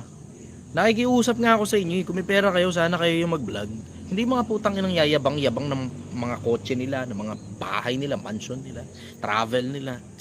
Sana kayo yung mag-vlog para marinig ng mga tao kung paano talaga totoong gumawa ng pera na hindi ang dahilan kung bakit ka gumagawa ng pera para yung kapwa-tao mo ibigay yung pera nila sa bulsa mo. Kasi ang daming tao diretsahan nagsasalita sa internet para ibigay nila yung pera nila dun sa mga influencer na yun eh. Diretsahan, ganid ang maraming influencer. Sobrang ganid nila. Kahit panluloko ng kapwa, isipin mo kung gaano karaming tao yung nagre-reverberate nung sinasabi ni MJ Lopez na yung pan-tuition fee mo, ipang-business mo na lang. Sobra naman yan. Pati bata, gusto mong kunin yung pera. Sobra naman yan. Sobra, abuso yan. Isipin mo ngayon kung gaano karaming influencer na sinasabing hindi na daw kailangan ng kolehiyo. Dumiskarte ka na lang. Nakakasira ng buhay ng kapwa-tao yan. Napakasama naman ang ugali ninyo. May pera na nga kayo eh. May mansion na kayo. May magagarang sasakyan na kayo. Ano pa bang gusto nyo? Gusto nyo pang umabot sa level ng Diyos sa sobrang yaman ninyo? Diba? Ako, ito suggestion ko sa inyo, lalo na sa mga mayayaman na wala pa sa social media, wala pang page, gumawa kayong account ninyo, kayo dapat yung napapakinggan. Hindi yung mga putang inang yayabang-yabang lang sa social media ng mga mansion nila, ng mga kotse nila, na narentahan lang naman nila yung kotse nila, kunyari sa kanila. Ang daming ganyan eh. Nandidiri na nga ako eh, nakakadiri, putang ina. Dirim-diri ako sa ganyan. Nagyayabang sila para ibenta yung kung ano man yung binebenta nila. Napapakita ka ng lifestyle. Bakit ka nagpapakita ng lifestyle? Para gayahin ka. Ang problema, wala namang means yung audience mo. Ano ngayon ang gagawin? Lalapit sa'yo. Paglapit ngayon sa'yo ng audience mo, hihingin mo pera. Tapos sasabihin mo, payayamanin mo sila. Nakakadiri. Nakakadiri talaga. Dirim-diri ako sa ganyan. Panloloko ng kapwa-tao yun eh. Diretsahan lang, panloloko ng kapwa-tao yung ginagawa nila eh. Alam mo naman na hindi lahat ng tao yayaman. 'Di ba? Coming from that perspective na hindi lahat ng tao yayaman, hindi mo dapat pangakuan ng taong payayamanin mo sila. Sobra naman yan, abusado naman kayo. Sobra naman yan. Yun nga request ko sa inyo, mga mayayaman, mga may pera. Kasi syempre, karamihan sa mga mayayaman, humble na eh. Bumababa na ere mo eh. Kasi nakuha mo na halos lahat ng bagay sa buhay eh. Ang request ko sa inyo, gumastos kayo kahit konting pera. Halaga 100,000 lang. Bili ka ng camera, bili ka ng ilaw, bili ka ng magandang cellphone. Tapos, di ba, gawin mo yung ginagawa ko. Kung ano man yung bagay na nasa isip mo, na palagay mo dapat ituturo mo sa mga kamag-anak mo, ituro mo na lang sa mga kapwa-tao kasi yung kamag-anak mo, hindi naman nila gusto yan. Ingrato sila, ungrateful sila eh. Pero isipin mo yung dami ng tao na nang hihingi ng karunungan, walang makuha eh. Bakit? Ay, yung mga scammer eh, nasa social media eh. Scammer eh. Ang dami nila. Sobrang dami nila, grabe. Kilala ko sila eh. Kilala ko sila personal. Yung iba dyan, tad ng utang eh. Para lang iyabang nila yung mga iniyayabang nila. Fake it till you make it ang dating. Nakakadiri na, brad eh. Dirin-diri ako eh. Nakakadiri na sobra. Ako, request ko sa inyo, sana kayo yung magsalita sa social media. Diba, hindi mo naman kailangan i-flaunt yung negosyo mo. Hindi mo kailangan i-flaunt yung yaman mo. Kasi yung mga iba natatakot, baka kasi ganito, baka kasi ganyan. Hindi. Kung ano lang yung laman ng isip mo, yun lang ang ilabas mo. Wala namang mag-uungkat sa'yo, walang mag-uusisa sa'yo eh. Wala eh. Yung laman lang ng isip mo, yun lang ang ilabas mo para makatulong ka sa kapwa-tao. Tumulong ka naman sa kapwa-tao mo. Ang kailangan ng Pilipinas, mga matatalinong tao, hindi nila kailangan na bibigyan mo silang pera, bukas wala na naman pera. Bibigyan mo pagkain, bukas gutom na naman. Anong pakinabang ngayon yung mga pinagtutulong ninyo? Tulong ba talaga yan o sustento na lang sa kapritsyo and you fucking make yourself feel good about it? Akala mo maganda yung ginagawa mo? Nakita ko sa Tondo yun eh. Nakita ko sa Tondo, namimigay ng pagkain doon, linggo-linggo. Linggo-linggo, umaasa silang may libreng pagkain. Namimigay ng pera doon, linggo-linggo, umaasa silang may libreng pera. Ayan o, tinan mo, ayan o mga basura o, Kuis RV. O sige, tulungan mo ako, penge pera. Yan, ganyan ang mga script doon sa Tondo. Nung nandun ako, namamasura. Ganyan ang script doon. Ganyan, yan, regular, ganyan. Pengeng pera, pengeng pera, pengeng pera. Puro ganun. Pengeng pagkain, pengeng pagkain. Bakit? Iba sa kanila, ayaw na magtrabaho. Umasa na lang sa libre. Umasa na lang sa 4-piece. Iba, nakahilata na lang maghapon. Nakita ko yan dun eh. Ang kailangan ng mga tao, patabain nyo yung utak nila.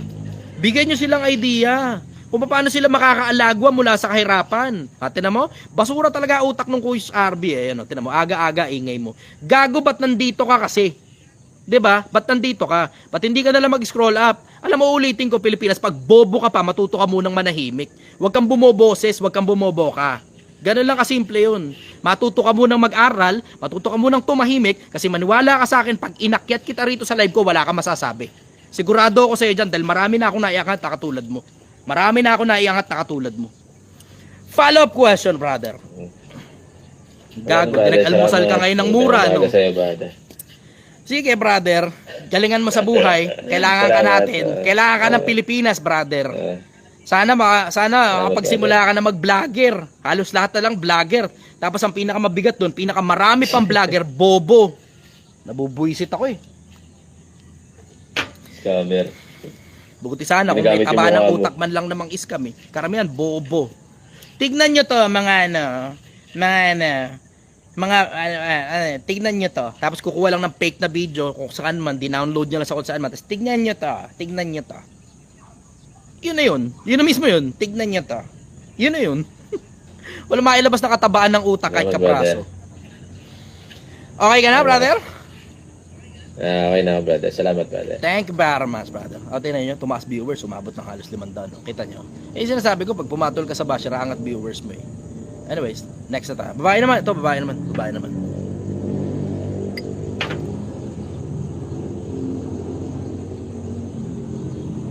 Babae. Maiba naman.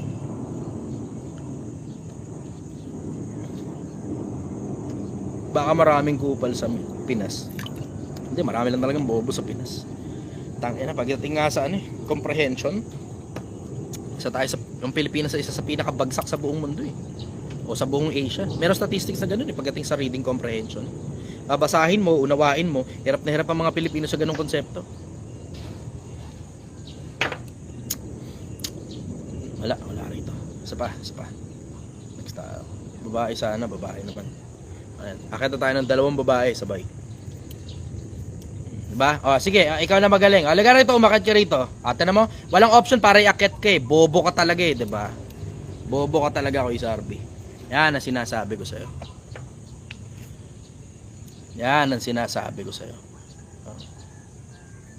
Next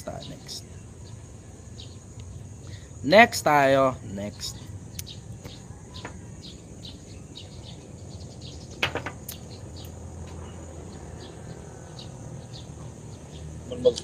Good morning, brother. Taga saan ka? Ano yan, masino yan. Kasi, Oy, brother. Sige na. kasi nga lang talaga. Kaso yung sus. Mamaya mo na problemahin yan, Golden Boy. Ako muna problemahin mo. Naghanap kami kagabi. Naghanap rin kami kagabi dahil nga isasarado ko na. Busy pa si Golden Boy. Next na muna natin. Busy si Golden Boy. Next na. Busy si Golden Boy. Okay. So, ito bago to, si Norem. Norem. Good morning, Norem. Taga saan ka? Taga San Ilocos, boss. Ilocos Sur. Okay. Ano tanong mo, brother? Oh. Magtatanong po sana ako kung paano mag-scale lang business, boss. Nasa poultry farming po kasi ako eh. Ano problema mo? Malawak kasi yung Yan. tanong mo, brother. Kaya I want to boil it down dun sa ano ba ang problema mo eksakto. Hindi ko po kasi malaman-laman kung paano ako nalulugi, boss. Hindi ko kabisado ang poultry eh. Diretso, hindi ko talaga kabisado ang poultry. Mahirap naman magdunong-dunungan sa bagay na hindi ko naiintindihan eh. Pero, chicken? Pinapalaki mo? Parang financial management. Yata, boss. Ano bang advice mo doon, boss? Financial management. Ano ibig mo sabihin financial management? Ano eksakto ang dahilan kung bakit ka nalulugi? Supposed to be kasi sinusulat mo sa papel yan. Yung gastos mo, yung pagkabenta mo, tas tsaka mo ngayon malalaman kung kumita ka ba o nalugi ka. Kasi ganun lang naman yun, hindi naman masyadong komplikado yun. Magkano yung ginastos mo, magkano yung bumalik na pera sa'yo, yun ngayon yung gross, ima-minus mo ngayon yung ginastos mo dun sa bumalik sa'yo na pera, malalaman mo ngayon kung negative ka o positive. Oo, ganun yun. Isa pa, boss. Pwede okay. ba? Oo. Magkakalis kasi ako ngayon, boss. Iniisip ko kung magbi-business ad ako or agriculture. Kung nasaan, Yung- ito, ayan, makakapag-suggest ako sa'yo dyan. Kung ano palagay mo yung bagay na kaya mong gawin habang buhay nang hindi ka magsasawa at hindi ka masusuya, yun ngayon ang birahan mo. Kasi pwede ka naman kumita sa magkabila. Nga lang, pag hindi mo gusto ginagawa mo, sa mas madalas na pagkakataon, mahirapan ka magpalalim. Kasi isipin mo yung konsepto na hindi mo na nga gusto yung ginagawa mo, tapos kailangan mo pang aralin yung bagay na hindi mo gusto. Gets mo yun? Opo, sir. Yun. Kung saan ngayon yung palagay mo kaya mong gawin habang buhay na hindi ka masusuya, hindi ka magsasawa, yun ngayon yung birahan mong kurso. Gets mo? Yes, boss. Okay. Follow-up question, brother. Ano po yung tips niyo, boss, para makapag-scale ng business ng mas mabilis? Wag mali yung konsepto, brother, na Kasi tinan mo, namomroblema ka pa nga sa financial management na gusto mo palawakin pa. Pag pinalawak mo yung negosyo na yan, pati problema mo lalawak din. Ako, ang suggestion ko sa'yo, stabilize mo muna. Stability muna dapat ang una mong hinahabol. Na yung kinikita mo, tuloy-tuloy na pumapasok, alam mong kumikita ka, hindi ka masyadong nalulugi kasi halos lahat ng problema, kabisado mo na, resolbado mo na rin at the same time, tsaka ka ngayon magpapalawak. Kasi ito problema mo, pag pinalawak mo ngayon, kasama pati yung problema lalawak din pag hindi mo naaayos. Kung doon pa nga lang sa pera, nagkakaproblema ka na, lalaki problema mo sa pera, magkakanda utang-utang ka niya pag pinalawak mo yan. Yung konsepto ng maliit, Thank you, ganun boss. din yung konsepto ng malaki. Kung sa maliit kumikita ka, pag pinalaki mo yan, kikita ka. Pagka sa maliit, hindi ka kumikita, pag pinalaki mo yan, lalala lang problema mo. Yun pala, ganun pala yun. Sige, boss. Salamat, boss. Thank you, brother. Ito, Sige, boss. Thank you. itong warning, inaakit kita. Ano warning? Mama mo kikita? Aakit kita. Okay, talino mo, diba? Babanata mo pa ako, ina mo, tapos mama mo kikita. Akit kita. Akyat, dali. Ang tapang mo, diba? Dapat pag tapang-tapangan ka mag-type, tapang-tapangan ka rin pag umakit ka sa live ko. Diba? Kaya sabi ko sa iyo kung tapang-tapangan ka, siguraduhin mo kaya mong panindigan yan. Tingnan mo, pag inaakit kita ngayon, ayaw mong umakit, duwag ka rin pala Hirap sa inyo, tatapang nyo lang mag-chat Tatapang nyo magdudut-dut, pero pag inaakit ka, di mo kaya makipagharapan. Ang tatapang nyo magdudut-dut. Sabi ng isang bading. Yan, bading ka tuloy. Pag matapang ka kasi magdudut-dut, siguraduhin mo kaya mo sabihin sa mukha ko yan. Ganun lang naman ang buhay diba? Pero ang tapang-tapang mo sa chat, tapos pag inakit ka, di mo pala kaya. Asan ngayon ang tapang mo? Hanggang chat lang? Isang bala ka lang. Ito si Quiz RB, isang bala ka lang. Screenshot ko yung mukha mo, Quiz RB. Tapos sampahan kitang kaso. Tignan natin kung saan ka makarating. Quiz RB ka pa. Yung mukha mo, madaling mahanap yan, bata. Madaling mahanap yan. Maiintindihan mo ngayon. Yan Sakto, si TPC nga pala. Paalala ko lang sa inyo, si TPC nga pala, nagsampa ng kaso sa isa sa mga bashers niya na sinasabi niyang babarilin siya. Itong Quiz RB, Sinasabi mo, 'di ba? Papatayin mo ako, 'di ba? O, ano sabi mo? Isang bala lang ako, 'di ba? Meron ako ritong screenshot ng mukha mo. Paano ka ngayon? Patay ka. Ay, Kuys RB. Ano? Sobrang tapang mo kasi. Overshoot ka na ngayon. Overshoot ka na ngayon. Yan sobrang tindi ng katapangan mo. Overshoot ka na ngayon. O, paano ka na ngayon? Paano ka na ngayon? Ayan, meron na akong pagbabanta mo, ha. Sabi mo, isang bala lang ako, 'di ba? O, sige, paano ka na ngayon? Paano ka na ngayon? Yan ang sinasabi ko sa inyo. Yan ang sinasabi ko sa inyo. Sinasabi ko na sa inyo, huwag kayong tapang-tapangan. Bakit? Kasi napakasimple ng konsepto na napakadaling ipahanap ng mukha ninyo.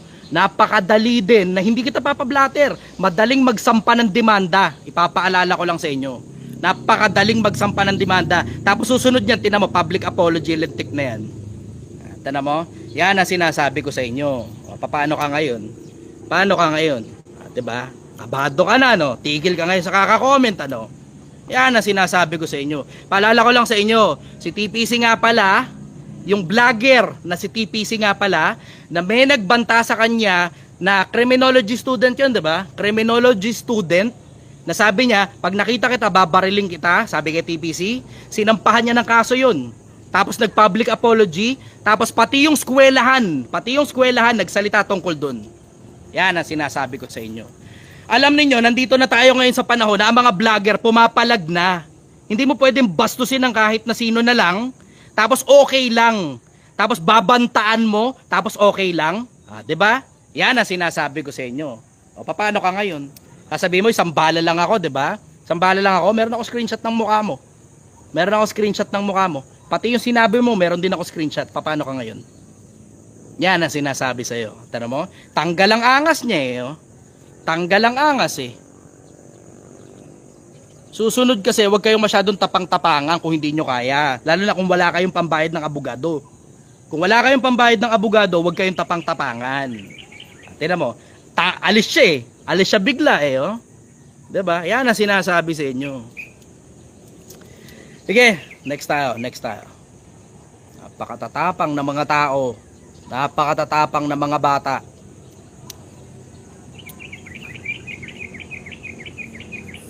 Brother, good morning. Taga saan ka?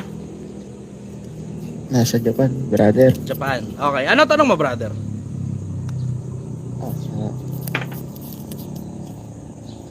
Ano, brother, sa financial ba? Okay. Ano tanong mo? Paano ba magsimula sa negosyo, brother? Magkano naipon mo? Brother, medyo maliit pa eh. Magkano na? Sa almost 1 pa lang, nasa isa pa lang. 1,000? Wala naman naman. 1,000 pera mo? Pa lang, brother. Magkano pera mo? Sakto mga siguro. Hindi ko nasaktuin pala. Mga 500,000. Oo. Maliit lang muna, barya-barya lang muna.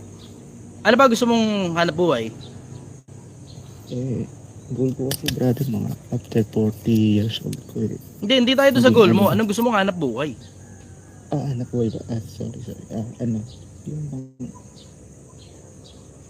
kahit maliit lang, brother, basta yung consistent yung dito. Hindi mo pa alam. Okay, ganito. Gawin mo muna, mag-research ka muna. Tignan mo kung anong, wag nyo kasing tawagin negosyo eh. Sasakit lang ulo nyo dyan pag tinawag nyo negosyo. Wag nyo tawagin business. Tawagin yung hanap buhay. Tingnan mo, hindi ka mamamali kapag tinawag mong hanap buhay. Komplikado kasi pag tinawag mong business eh. Ikaw rin mismo hindi mo naiintindihan yung ibig sabihin ng salitang business eh. Kaya tingnan mo, kumukomplikado tuloy. Mas madali yan, sabi mo, hanap buhay. Hanap buhay. Anong hanap buhay ang gusto mo? Ngayon, dun sa konsepto na yun, na hanap buhay ang tawag mo dun sa business, malalaman mo na kagad kung anong hanap buhay ang gusto mo. Madaling malaman yun kapag tinawag mong hanap buhay. Pag tinawag mong business, komplikado na talaga. See? Ngayon, ang gawin mo muna ngayon, mag-research ka muna. Anong serbisyo o produkto ang gusto mong ibenta? Doon ka muna magsimula. Anong serbisyo o produkto ang gusto mong ibenta? Kasi nandun yan sa konsepto talaga ng pagbebenta. Kahit na anong hanap buhay pa yan, kailangan mo magbenta. Doon mo muna simulan sa hanap buhay. Follow-up question, brother. Ayun lang siguro, brother. Medyo Una, ang gagawin ko muna, hanap buhay, brother, ganun. Tapos tignan mo kung anong hanap buhay yung palagay mo kaya mong gawin habang buhay na hindi ka mabuburyong. Kasi hindi ano eh, yan ang isa sa mga bagay na hindi pinapansin ng mga tao eh. Yung konsepto na hindi yan dun sa konsepto lang nakikita. Kasi iba naghahanap puro pera. Kailangan mo i-consider yung sanity mo. Kung yan bang hanap buhay na yun, gusto mo talaga hanggang mamatay ka. Kasi hindi mo gugustuhin ma-stuck ka sa, maniwala ka sa akin, hindi mo gugustuhin ma-stuck ka sa isang negosyong hindi mo gusto pero kumikita. Katulad nito, Project 1M, alam niyo naman eh, hindi ko gusto tong hindi ko gusto tong konsepto ng pagluluto. Hindi ko gusto yung konsepto ng pagluluto. Alam niyo na yan, paulit-ulit ko sinabi sa inyo, hindi ko gusto yung konsepto ng pagluluto. Ginalingan namin, masarap na ngayon yung luto, hindi na katulad ng mga nauna. Pero ang bottom line nun, hindi ko pa rin gusto yung konsepto ng pagluluto eh. Siguro dahil lalaki ako, ganun. Hindi ko alam, hindi ko rin magets eh. Pero hindi ko talaga gusto yung konsepto ng pagluluto eh. Taong bahay lang may gusto nito. Nung nagpa-survey ako, gusto daw nila makita kung paano kumikita ng pera 1 milyon. O, sabi ko ako, sa paanong paraan? Magtitinda daw sa kalsada, yun yung survey. Titinda, pagkain. Okay, sige, sinigang na baka. Gusto ko yun eh. At least man lang, kahit paano, nakakain ako ng paborito ko. Diba? Yun. Follow-up question, brother. Yun lang, brother. Medyo, naiya pa ako. Okay, no problem, brother. Sige. Brother. Bye-bye. Ganda rin pangalan nyo, below the job. Jana. Bahay naman tayo, Jana. Tanggal ang angas ni Kuis RB eh. Tanggal ang angas mo, nung kamali ka ng kilos eh. Kamali ka ng kilos. Tamo, titigil ng pagiging basher yan pagka ganyan. Tigil na yan, takot niya lang. Kuis RB ka pa. Good morning, brother. Taga saan ka? Palawan, Busing. Palawan. Ano tanong mo, brother? May tanungan pala dito. Ano ba nasa isip mo? Tambayan lang dito, gano'n. Sige, bengga mo. Baka may tanong ka. Makatulong ako sa'yo. Wala naman akong tanong, Busing. Baka Okay, yung sige. iba. Yung iba na lang yung iba. Sige. Bye-bye. Salamat. Sige. Okay, next time.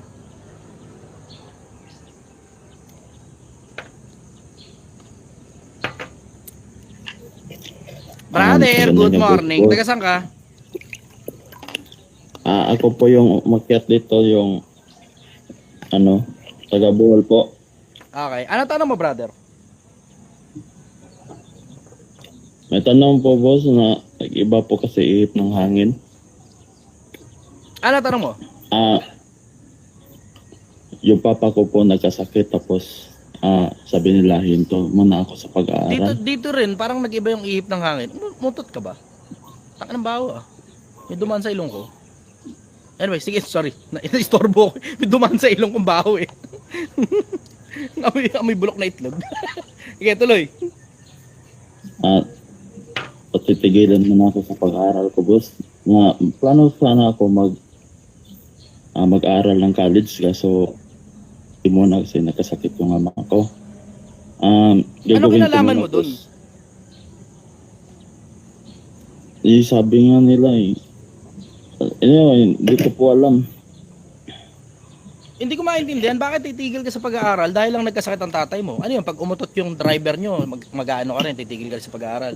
Pag ang nanay mo tumae, titigil ka rin sa pag-aaral. Naghahanap ka na lang ng paraan para tumigil sa pag-aaral eh. Hindi ko gets yun. But anong kinalaman mo ron? Ano ba yun? Ikaw ba tititig sa tatay mo? Maghapon magdamag, nakatitig ka lang talaga sa tatay mo? Ganun ba yun? Hindi ko maintindihan yun. Kaya nga, boss. Alam mo, ang boss, problema kasi brother, masyado kang nagpapamando kung kani-kanino eh. Kung ano yung gusto mong gawin, birahan mo na. Tapos galingan mo doon, brother. Hindi madadaan niya sa tatanong mo kay ganito, tatanong mo kay ganyan, tatanong mo kay ganun, tatanong mo. Kung ano yung tinitibok ng puso mo, birahan mo, tapos galingan mo ron. Maging Paano practical kasi, ka, boss? brother, kasi tinan mo, titigil ang buhay mo dahil lang may sakit ang tatay mo, titigil ang buhay mo. Ano yung ba't nagkaganon? Pag hindi, ang plano ko po, boss, pag hindi po ako mag-college, magtitesda na lang ako. Anong dahilan, brother? Hindi ko maintindihan eh. Ano yan? Bakit ito yung college, binababa mo rito, tapos susunod, ang gusto mo, wag na lang mag-aral. Ano bang trip mo? O di sige, wag ka na lang Kasi- mag-aral. Kung yun ang gusto mo, di wag ka na lang mag-aral. Pero hindi mo rin alam kung anong gusto mo eh. Ano ba? Gusto mo bang kumita ng maayos dahil nakakolehiyo ka? O gusto mong kumita ng minimum lang nakasama ka ng ordinaryong taong bayan na nagrereklamo ang baba ng minimum? Kung gusto mong maging Ayoko mahirap, naman. okay lang naman. Wala namang masama ron. Pero kung may gusto kang marating sa buhay, eh dapat banata mo ng gusto, yung alam mo nang makakapagpapunta sa'yo dun sa kung saan mo man gustong makarating sa buhay. Hindi yan dahil sinabi ni ganito, sinabi ni ganon, sinabi ni ganito. Matuto ka magdesisyon sa sarili mo, brother. Matuto ka magdesisyon sa sarili mo. Kuha mo yun? Opo, boss. Okay, follow-up question, ano brother. po, sa ngayon po, boss, may nag-alok ng mga seminar sa, boss, brokery, yung mga, Pumili ka na lang ng isa, tapos go full speed ahead. Kasi ang ginagawa mo, dinadamihan mo lang option mo, tapos tatanong mo, tapos sasabihin ito piliin mo, sasabihin ito piliin mo, sabihin ko isa, ito piliin mo, tapos sasabihin naman ng nanay mo, may sakit ang tatay mo. Ano ba talaga gusto mo sa buhay? Magka-college ka ba? O mag-tetesda ka ba? O magbo-brokery ka? O magbe-bakery ka? Ano ba trip mo? Trip mo, brother? ano po kasi, idol, yung papa lang po yung kumikita po. Tapos, Eh di mag-work wala student naman ka. trabaho. Ang mahirap po, boss, kasi may utang ako dun sa supposed to be, boss, si Kanya College na ako. May utang kasi doon ako sa Teka, naaalala Ano? kita eh. Ikaw yung Tama. naaalala ko na may utang ka sa kolehiyo kaya hindi ka makapag-shift ng course. Hmm. Tapos, ang usapan Oo. natin, magtatrabaho ka, babayaran mo yung utang mo para makapag-shift ka ng course. Ano nangyari?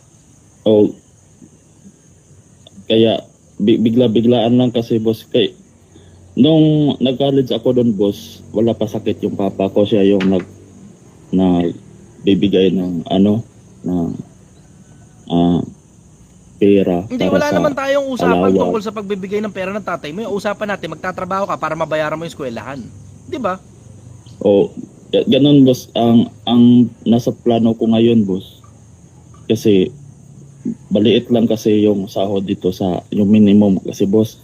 Kaya na pag-isipan ko, boss, na mag-change ang plano ako, boss. Yung brokery, boss.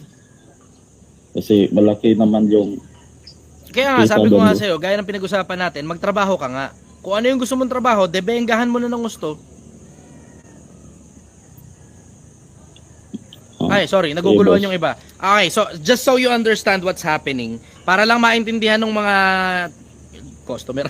Sana ako sa matindero ng sinigang para maintindihan ng audience yung kung ano man yung nangyayari. Ang nangyayari, meron siyang isang kursong kinuha dati. Kaya hindi niya gusto yun, gusto niya mag-shift na ibang kurso. Ang problema, hindi siya makapag-shift kasi may utang siya sa eskwelahan. So usapan namin, magtatrabaho muna siya para mabayaran niya yung eskwelahan para makapag-shift siya na ibang kurso.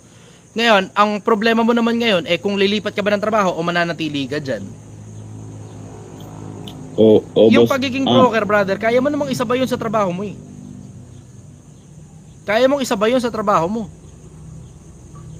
Kasi kadalasan sa mga brokerage firm o kadalasan sa mga broker, freelance na trabaho yan, maliban na lang kung kailangan mo kumuha ng lisensya. Ibang usapan yun. Pero kung di mo naman kailangan ng kumuha ng lisensya wala namang lisensya, boss. Okay lang naman. paano pala ako mag-advise? Sige, akit natin tong isa. Kenzus. Yung Dali, akit natin to. Ikaw ngayon na mag-advise. Kenzus, akit. Dali, akit, Kenzus. Huwag mo i-cancel yung wag mo i-cancel yung request ko, umakit ka rito. Ikaw mag-advise. Gawin mo yung ginagawa ko, tignan natin kung kaya mo. Kenzus, akit. Hirap sa inyo dunong-dunungan kayo tapos pag pinapaakit kayo, wala naman laman yung makukote nyo diba? Dali, banu ako mag-advise, diba? O, akyat. Ikaw ngayon na mag-advise dito. Galingan mo, Kenzus. Tapos ngayon, di ka makakyat. Bayan ang sinasabi sa inyo. Ulitin ko, paulit-ulit ako, pag bobo ka pa, tiko mo muna bunganga mo. Hindi komento ka ng komento, tapos pag ikaw naman yung inakyat, hindi mo naman pala kaya. Nako, Kenzus, sinasabi ko sa'yo. So Cancel boss, ka ang ibig invitation. mo sabihin, Tapos, ang ibig mo akit kita sabihin ulit. boss, ang ibig mo sabihin boss, anong magdo-double time ako para madali rang babayaran yung utang ko doon Oh, bata ka pa naman, brother eh. As long as okay ang kalusugan Ano mo. po Pag ako? hindi okay ang kalusugan mo, unahin mo muna kalusugan mo. 23 pa ako, boss. Mm. Bata ka pa, brother. Batang-bata ka pa, 23 anyos ka pa lang. Kaya pa ng katawan mo magbalugbugan. Hindi naman kasi araw-araw yung pagbo-broker eh. Kapag ka may kausap ka lang, doon ka lang medyo ma-overtime ng bagya. Pero pag wala kang kausap, normal na trabaho lang yung banata mo. Pero wala namang sense na tumigil ka sa trabaho mo, na tuloy-tuloy kang kumikita ng pera para tumanghod tapos wala kang ginagawa doon sa ibang araw na wala kang kausap sa pagka-broker mo. Gets mo? Ano po kasi, boss, yung broker yung sa mga subdivision, yung mga ganun. Yun nga yung sinabi ko. Ewan ko kung naintindihan mo yung sinabi ko. Nagets mo ba? Natuloy mo lang yung Oo, trabaho boss. mo. Kung gusto mo mag-broker, pwede mong isabay yan. Kasi hindi naman lahat ng oras nakatanghod ka dun sa pagka-broker mo eh. Mas okay na tuloy-tuloy kang kumikita ng pera. Tapos pag mag-broker ka, o edi tsaka ka na ngayon mag-extra na oras. Gets mo? So boss, parang double. Oo, brother. Double. Oo. Gets mo na? Sige boss. Okay. Gets Galing ko mo, na, boss. brother. Sige boss. Ingat po kayo, boss. Salamat, brother. Na-appreciate ko. Salamat, boss. Salamat. Thank you, ah. Okay. Last na tayo, last. Ang dami na naman banu dito, no? Ang daming banu. Mga dunong-dunungan, galing-galingan. Tapos pag inakyat mo sa live, ayaw naman umakyat. Good morning, brother. Taga saan Sir ka? Chai. Good morning. Taga saan ka, brother? Sorry, pause ako eh. Okay lang. Taga saan ka? Taga Quezon City ako, pero ngayon nandito ako sa Morong Rizal. Morong. Okay. Ano tanong mo, brother? Ano lang, na-curious lang ako sa inyo, sir. Kasi una ko kayong na-encounter. We're talking about religious matter. Tapos, kami ng best friend ko na lalaki din. Siya rin sinabi niya, okay din yung mga content ninyo. Tapos, bilib din ako sa tapang ninyo. So, na-curious ako, sir.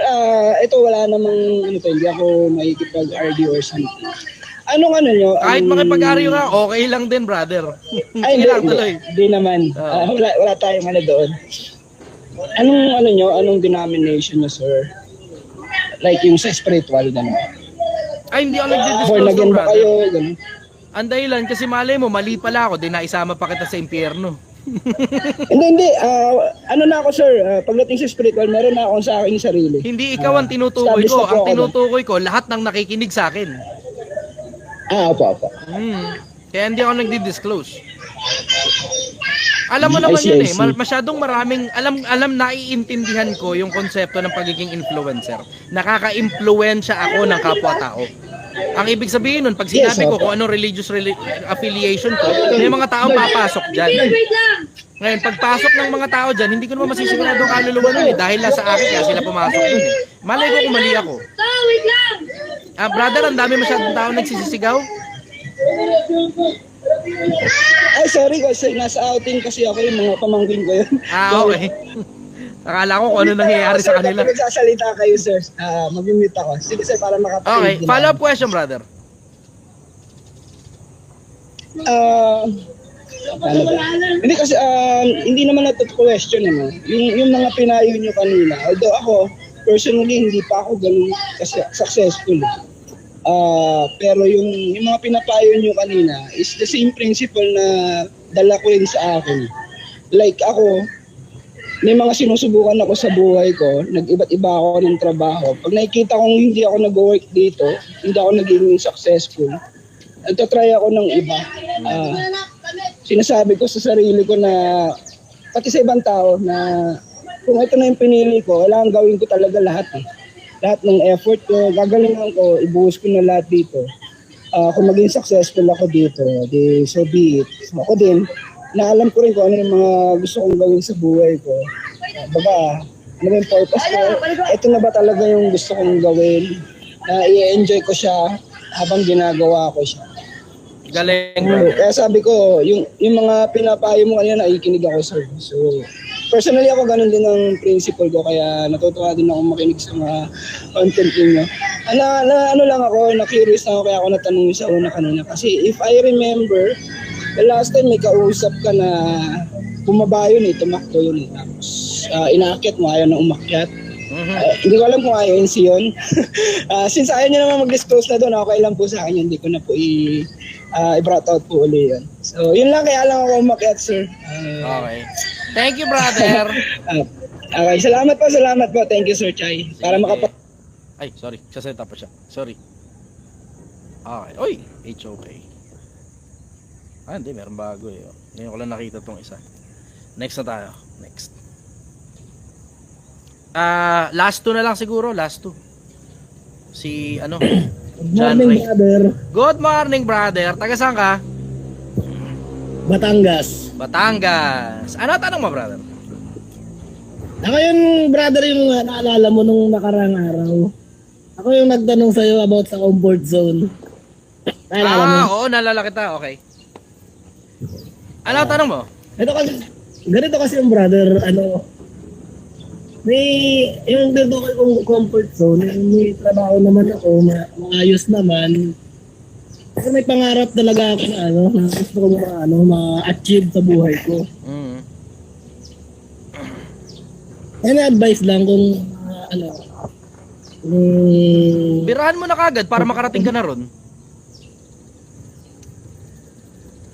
ano yung brother? Birahan mo na kagad para makarating ka ron.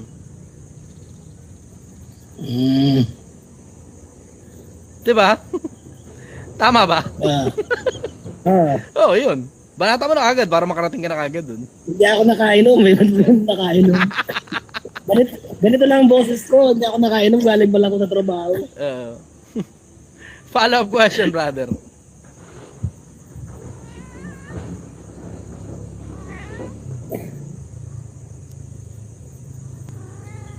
Ano yun? Follow-up question, brother.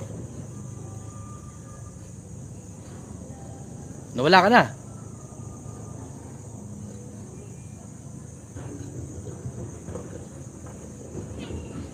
Okay, again, next na muna ako May inaakit ako, isa pang basher Sobrang tatapang na naman ng mga basher na to. Tapos pag inaakit mo, ayaw naman umakyat.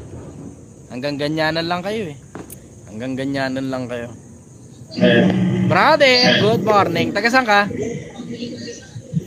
Taytay Rizal, sir. Taytay, kapitbahay. Okay, next. Ay, next. Ano tanong mo? Sorry. Sabi kasi rin sa kabila next. Ano pong pinaka-importante mong bagay sa buhay ng tao? Ang buhay niya.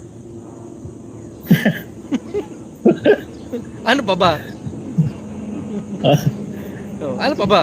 Doon sa mga tao, sir, Aanhin mo na makamtan mo ang buong sanlibutan kung mapapahamak naman ang iyong buhay, sapagkat anong kaya mong ipagpalit kapalit ng iyong buhay? Sabi ni Kristo mismo yan Oo. Diba? Si Kristo may sabi nun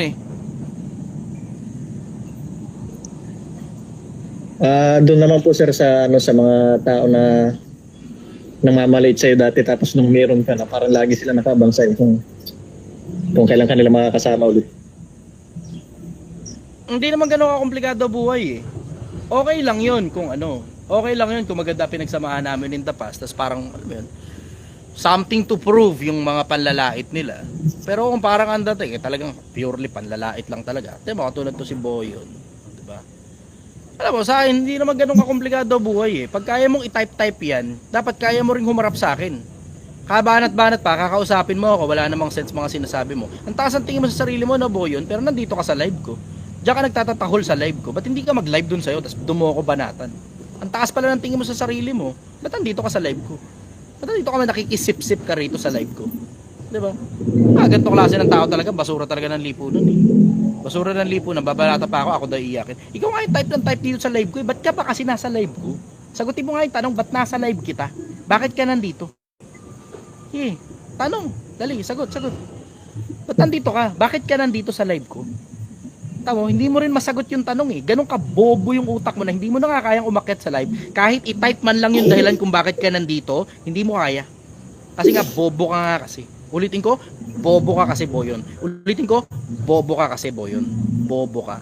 Papalala ko lang sa'yo ha, huwag mo kakalimutan, bobo ka. Picture the joke here. Follow-up question, brother. Ano kaya sir ang magandang bahay o sasakyan? Good question. Bahay o sasakyan? Parehas luho yung dalawa na yun eh.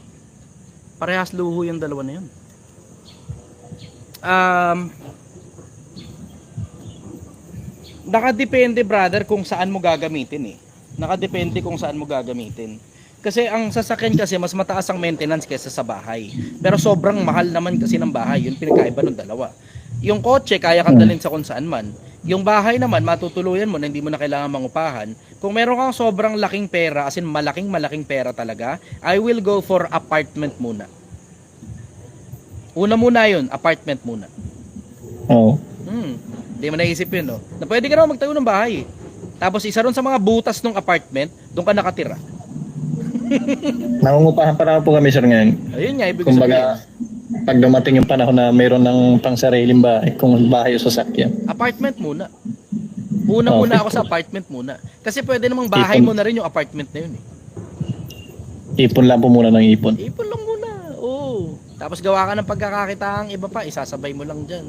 Basta extra oras lang. Huwag mong pababayaan yung primary means of living mo. Para mag-testing. Para hindi na po sir may sabay kasi sigurado. full time po talaga trabaho eh. Kahit naman nakaka full time ka, pwede ka namang sumabay ng pagbebenta eh. Mga maliliit lang na bentahin. Halimbawa, tinan mo, katulad dito, yung TikTok live, 'di ba? Yung TikTok, pwede ka magbenta ng kahit na ano sa TikTok eh. Andito na tayo sa panahon na pwede ka mag-affiliate, tapos pa isa-isang oras lang. Tahiyan po kasi itong hanap buhay dami. Ayo, pwede mo nga i-live yung mga ano eh, yung mga finished product ninyo, tapos makabenta ka doon, at may commission ka. Get mo? Follow-up question, brother. Thank you po. Okay ka na? Okay na po sir, thank you. Okay, thank you very much. Ito, pagbigyan ko lang muna, last na to. Kasi ano eh, kanina pa siya nangungulit. Baka kailangan talaga niya ng tulong eh. Sige.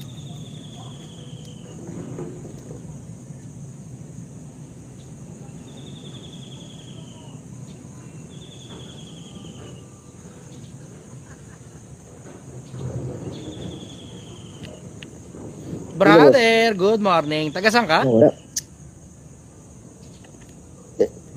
Ano po? Taga saan ka? Dito po ako sa Europe nagtatrabaho ngayon. May tanong lang po ako kasi Pangalan niya ng medyo TikTok mo, bumibenggo na yung kasama ko eh. Okay, sige. Tuloy. Ano tanong mo? Bakit maraming Pilipino na ipapasubo kapwa niya Pilipino umangat lang yung sarili niya. Ang tawag doon, sip-sip. Dapat ganun ka din. Ano ba gusto mo? Ang loyalty ng kasama mo sa trabaho nasa iyo? Hindi, syempre dapat ang loyalty mo nasa nagbabayad sa iyo. Hindi sa kasama mo sa trabaho. Siya nga rin po yung kumuha sa akin tapos siya rin papasubo sa akin eh. Oo, ulitin ko nga yung konsepto. Dapat ang loyalty mo nasa nagbabayad sa iyo, hindi sa kasama mo sa trabaho. Kahit siya pa yung kumuha sa iyo, dapat ang loyalty mo nasa nagbabayad sa iyo, hindi sa kasama mo sa trabaho. Bakit? Isipin mo yung konsepto na pag nagkaroon ng conflict yung dalawa, kanino ka papanig? Sa kasama mo sa trabaho, di tanggal ka rin. O sa boss mo na siya yung nagbabayad sa iyo. 'Di ba? Lalo na kung ethical naman yung pinapagawa, wala namang problema ron. Ganun lang naman ang buhay eh. Dapat ang loyalty mo nasa boss mo. Dapat ikaw pinakapaboritong empleyado ng boss mo. Tignan mo, nagagawa niya ng tama yun. Ngayon, wala nga yung problema. Kapag gusto ka niya ipatanggal, kaya ka niya ipatanggal anytime. See? Dapat nung una pa lang sinabi niya na ganun hindi yung naman kasi palakaran niya sasabihin yun. Bakit? Kasi nung una, wala naman sa isip niya yun eh. porkit kumita na siya sa amin, pagdating doon, papabayaan niya na yung Victim tao. mindset yan, brother. Victim mindset. Hindi ka dapat nagpapa-victim. Ganun lang yun. Gawan mo ng paraan para hindi ka biktima. Basic.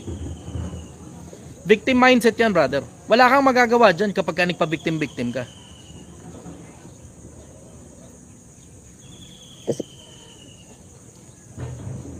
Ang gagawin mo, galingan mo sa boss mo. Dapat ikaw pinaka-paboritong empleyado. Para kahit sinong gusto mo ipatanggal, magagawan mo ng paraan. Mas Simple, nauna no? sa akin yung boss. Follow-up question, brother. Gusto ko. Pwede ko ba sagutin yung nagpatanggal sa akin na Para saan? Anong pakinabang nun sa'yo? bagay? Tama ka. Diba? You have to play smart. Bago mo gawin yung isang bagay, tanungin mo muna sarili mo, ano ba pakinabang mo na gagawin mo isang bagay? Bagay, kung sakaling sabihin ko man yung... Alam mo ang malaki pakinabang? Tropahin mo boss mo. Pag tropa kayo ng boss mo, lahat ng gusto mo masusunod. As long as nasa tama ka. See? Ganun lang yun. Alam mo, at the end of the day, yung ganyang konsepto ng politika sa trabaho, it's all about power. If you have enough power, then you can do whatever you want. As long as you are right. As long as tama ka. Palakasan yun eh. Yun nga, boss. Ang tanong ko sa'yo, ba't hindi Yun ka nga, malakas sa boss. boss mo? Kasi boss, yung unang pasok namin, maganda yung pagkasabi niya. Pagdating namin dun sa trabaho, nag-iba na yung kalakaran. Tapos, dapat, una pa lang, sinabi niya na yung ganito. Hindi yung pagdating dun, tsaka magsasabi kung ano-ano. Lagi naman ganun, brother. Sa lahat ng lugar na pupuntahan mo, laging ganun. Lalo na kung ibang bansa pa pupuntahan mo. May sinabi sa'yo sa Pilipinas, pagdating mo dun, iba talaga dadatan mo. Laging ganun. Ano ba, in-expect mo, perfecto mundo? Laging may kasiraan ng mundo, brother. Lahat ng employer may kasiraan. Lahat ng kasama sa trabaho may kasiraan. Kahit ikaw, may kasiraan ka rin. Pero at the end of the day, yung pinakamalakas sa boss, yun ang nananatili. Kailangan maging matalino ka, brother. Kailangan maging matalino ka. Kaya sinasabi ko, paulit-ulit ko sinasabi, maging sip-sip kayo sa mga boss nyo. Bakit? Eh, tinan mo, minsan kahit mali ka na, sinasang-ayunan ka pa rin kapag kasip-sip ka sa boss mo. O, diba? Huwag mo ala abusuin kasi lahat na abusado, laging natatanggal. Ganun lang naman kasimple yun eh. Kaya, ulitin ko nga yung tanong ko sa'yo, bakit hindi ka kasi malakas sa boss mo? Hindi mo naman Bago masagot lang ng kasi. diretso. Diba? Hindi yan sa bago, Bago hindi lang yan sa kasi, luma, siya nasa matagal na. pakisama yan. Nasa pakisama yan. Ayan, sabi nung isa, play smart. Ganun talaga yun. You have to play smart, brother. Na kikilos ka in accordance sa gusto ng boss mo, na may meet mo yung criteria ng boss mo, tapos at the same time, paborito ka pa ng boss mo. Tingnan mo, ang layo na mararating mo ron. Yun din ang dahilan kung ba't paborito ako ng audience ko eh. Kasi gumagawa ako ng paraan para magustuhan ako ng audience ko. Hindi ako nagsisinungaling sa kanila. Merong mga maliliit na mga bagay, di ba, na pangit tungkol sa akin. Ako na rin mismo naglalabas nun sa audience ko. Eh yun dahilan bakit gusto ako ng audience ko. Eh isipin mo, tinatrato ko tong audience ko na parang mga boss ko eh. Pag nakita mo ako rito, lahat ng panahon, kahit kumakain ako, sumusubo akong pagkain ko, mas picture po, sige, ang bahala sa'yo, lalapag ko ngayon yung pagkain ko. Eh, isang tunay na buhay, alam mo namang hindi naman talaga totoong nangyayari yun ha. Pag kumakain ka, hindi na i-istorbo ang pagkain eh. Pero sa akin, okay lang na ma-istorbo. Bakit? Eh, ang boss ko magpapapicture sa akin eh. Ganun na nasa isip ko lagi. Ang boss ko magpapapicture sa akin. Yan yung audience ko eh. Okay, tama. Sila yung regular na pumupunta sa akin dito. Sila yung, alam mo yun, nagbabayad para bumili ng sinigang na napakalayo pa ng binyahe nila. Nakakahiya naman kung, alam mo yun, nandun lang naman ako, kumakain ako. Tapos, teka lang ha, kumakain ako eh. Takina, yabang mo naman nun. Bagay, tama nga. Kaya kailangan mo maging sip-sip sa trabaho para malayo yung marating. Dapat gusto ko ng boss mo, Huwag brother. naman sanang Basic principle yun. Dapat gusto ka ng boss mo. Hindi, you're not making the conditions around the work area. Ang gumagawa ng condition dyan, yung nasa ibabaw mo. Ang gagawin mo, susunod ka lang sa instruction ng boss mo, tapos plus, dapat marunong ka makisama, at paborito ka. Basic principles yan, brother. Basic principles of power. Uy, thank you for the TikTok. May 10 TikTok. yun nga boss yung mahirap eh. Sa sobrang pakikisama eh, nasisira eh. Sobrang ganda magsalita tapos ganun yung nangyari. Brother, ulitin ko, victim mentality yan. Wala ka mapapala pag victim mentality ka na, inapi ako, inapi. Ang tanong, ano gagawin mo? Diba? Ganun yung basic principle, brother. Anong gagawin mo? Inapi ka. Anong gagawin mo? Iiyak ka. Magsusumbong ka sa boss mo, inapi ka. Ay, tingnan mo, pagka hindi ka paborito ng boss mo, nagsumbong ka ng boss mo, sa boss mo, tungkol sa sipsip, yung sipsip pa yung kinakampihan. Ba't hindi kasi ikaw yung sipsip? See? Ba't hindi kasi ikaw yung sipsip? Para kasi sa akin, pumunta lang ako dito para magtrabaho, hindi para ibagsak ang kapwa ko Pilipino. Wala namang nagsabing ibagsak mo yung kapwa mong Pilipino eh. Ang sinasabi ko sa'yo, dapat paborito ka ng boss mo para kahit anong paborang hingin mo, mapapagbigyan ka. Pumunta ka dyan para magtrabaho. Pero tignan mo, pag hindi mo na-meet yung expectation ng boss mo, tas hindi ka paboritong empleyado, pati trabaho mo masisira. Hindi ka marunong makisama eh. Victim mentality ka eh. Nagiging paborito lang yung empleyado kapag may sinisiraan tao, dun sila tuwang-tuwa, si ganito. Minsan hindi yan sa konsepto ng paninira. Minsan dun yan sa konsepto na nagsusumbong kasi sila. Bakit? Paborito ng boss yung kapag kami nagsusumbong. Bakit? Parang nagiging mata ka sa field nun eh. Tandaan mo, kapag ka boss ka, it gets very lonely up there. I know. Alam ko yung pakiramdam na maging boss. Ang lungkot kaya pag nasa ibabaw ka tapos wala kumakausap sa'yo. Siyempre yung kaisa-isang nagsusumbong sa'yo tungkol sa kalokohan ng ginagawa ng mga nasa ilalim, magiging paborito mo ngayon yun pag ikaw yung boss. Palit lang kayo ng kalagayan ng boss mo, maiintindihan mo yung boss mo eh. Palit lang din kayo ng kalagayan ng sipsip, tignan mo, ang daming pabor sa'yo kapag kasipsip ka. Yun hindi mo naiintindihan tungkol sa kapangyarihan. Andito ako para magtrabaho. Hindi nga may mga tao nga kasi sipsip eh. Yung sipsip pinapaboran. Tignan mo, pansinin mo, yung mga sipsip na po-promote, ikaw na bitter, tignan mo, natatanggal. Dalawa lang naman yan sa opisina eh. Isang sipsip at saka isang bitter. Yung sipsip na po-promote, yung bitter nalalaglag. Ganun. See? The sooner na ma-realize mo yan, the sooner na alam mo dapat ka sumipsip. Yan ang kalakaran, brother. Yan ang kalakaran. Yan ang bagsakan sa lahat ng kumpanya. Matuto ka sumipsip sa boss mo, gawin mo rin pati yung pinapagawa sa'yo. Dalawa trabaho mo. Siguraduhin mo nagagawa mo na maayos yung trabaho. Even better kung ina-exceed mo pa yung expectation mo. Tapos dapat paborito ka ng boss mo. Yun. Yun ang trabaho. Yun ang trabaho. Hindi mo madadaan sa mediocre ka, tapos sa sweldo ka, tapos yun na yun. Okay, clap-clap sa'yo. Pero alam mo hindi ka mapopromote sa ganun. Alam mo, hindi rin lalaki sweldo mo sa ganun. Nagpunta ka dyan para magtrabaho, ang ibig sabihin nun, para kumita ng pera. Gusto mo kumita ng mas malaking pera? Siguraduhin mo paborito ka ng boss mo. Tingnan mo, pag nagkaroon ng promotion, kasama ka sa listahan. Pero pag hindi ka paborito ng boss mo, eto ang bad trip. Pag hindi ka paborito ng boss mo, ang kasunod niyan, bitter ka, tingnan mo, kasunod niyan, pagkatanggal.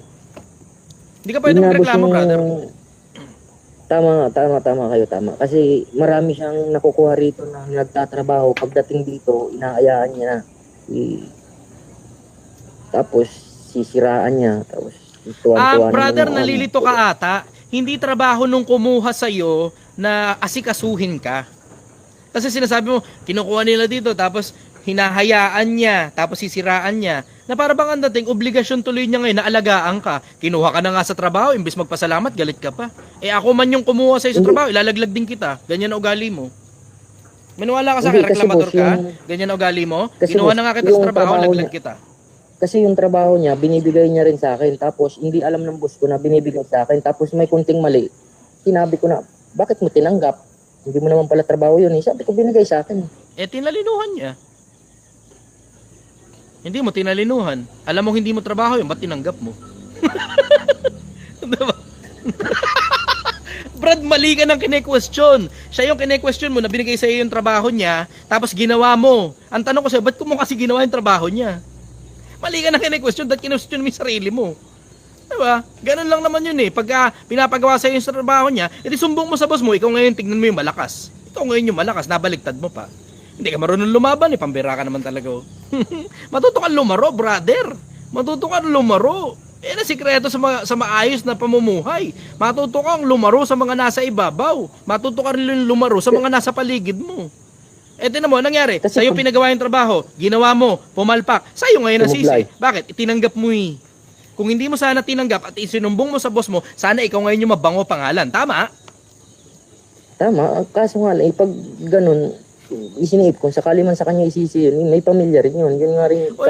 Hindi natin pinag-uusapan pamilya, brother. Ang pinag-uusapan natin trabaho. Kailangan talinuhan mo, ang tawag dyan politika. Choosing your actions and words based on how people will react on it rather than based on how you really feel. Walang may pakialam sa feelings mo, brother. Ang pakialam ng mga tao, yung kinikilos mo, yung inaarte mo, yung sinasabi mo, dapat in accordance sa gusto ng nasa ibabaw. Pag yung gusto ng nasa ibabaw ang nasusunod, ikaw naman tuloy-tuloy lang ang pasok ng pera sa bulsa mo. Oh. Hindi mo makuha yung konsepto, brother eh. Ang konsepto sobrang simple. Thank you for the heart. Ang konsepto sobrang simple. Pag yung boss mo, paborito ka, bayad lang yan ng bayad sa iyo. Bayad lang yan ng bayad. Tapos ikaw naman, tanggap ka lang ng tanggap. Tanggap ka lang ng tanggap. Hindi mo maintindihan. The sooner na maintindihan mo kung paano laro ng buhay, the sooner na makakaalagwa ka. Yan ang sikreto sa pagyaman, Pilipinas. Ang sikreto sa pagyaman, matuto kang makisama. Uulitin ko, ang sikreto sa pagyaman, matuto kang makisama. Hindi mo madadaan yan sa pabiktim ka. Hindi mo madadaan sa pabiktim yan. Tignan mo, pansinin ninyo. Ako nagpapabiktim din naman ako, di ba? Hindi napapansin, napapabiktim din ako. Nakikita ninyo, pag inis na inis ako sa TikTok. Nakikita ninyo, pag inis na inis ako sa Facebook. Pero nakikita ninyo, gawa ng bagong account. Bakit? Pwede naman ako magpabiktim na lang na magpabiktim eh, di ba?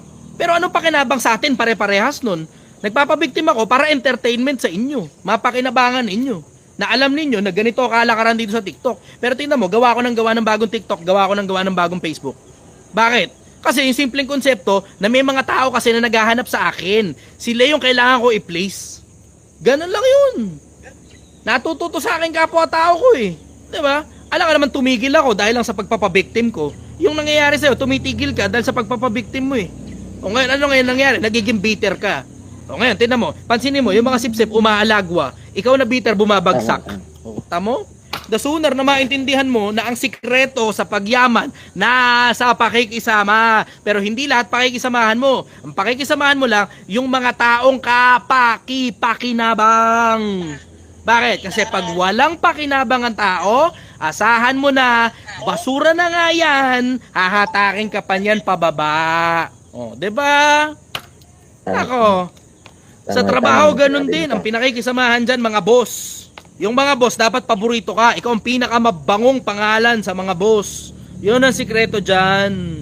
Ay, ang kukulit niya, paulit-ulit. Para naman kayo hindi nakikinig sa akin ng regular. Uulitin ko. Pag empleyado ka, ang sikreto dyan, gawin mo yung pinapagawa sa'yo, dapat exceeding ka pa nung kung ano man yung hinihingi sa'yo ng boss mo pagdating sa performance. Isama mo pa na dapat magaling kang makisama, paborito ka ng boss mo, sip-sip ka. Uulitin ko, dapat magaling yung performance mo, sip-sip ka pa. Pag napagsabay mo yung dalawa na yun at nagkaroon ng promotion, malaki porsyento ma-promote ka. Guaranteed ba yan? Hindi, pero malaki porsyento mo. Lalo na kapag ka nanghihingi ka ng pabor.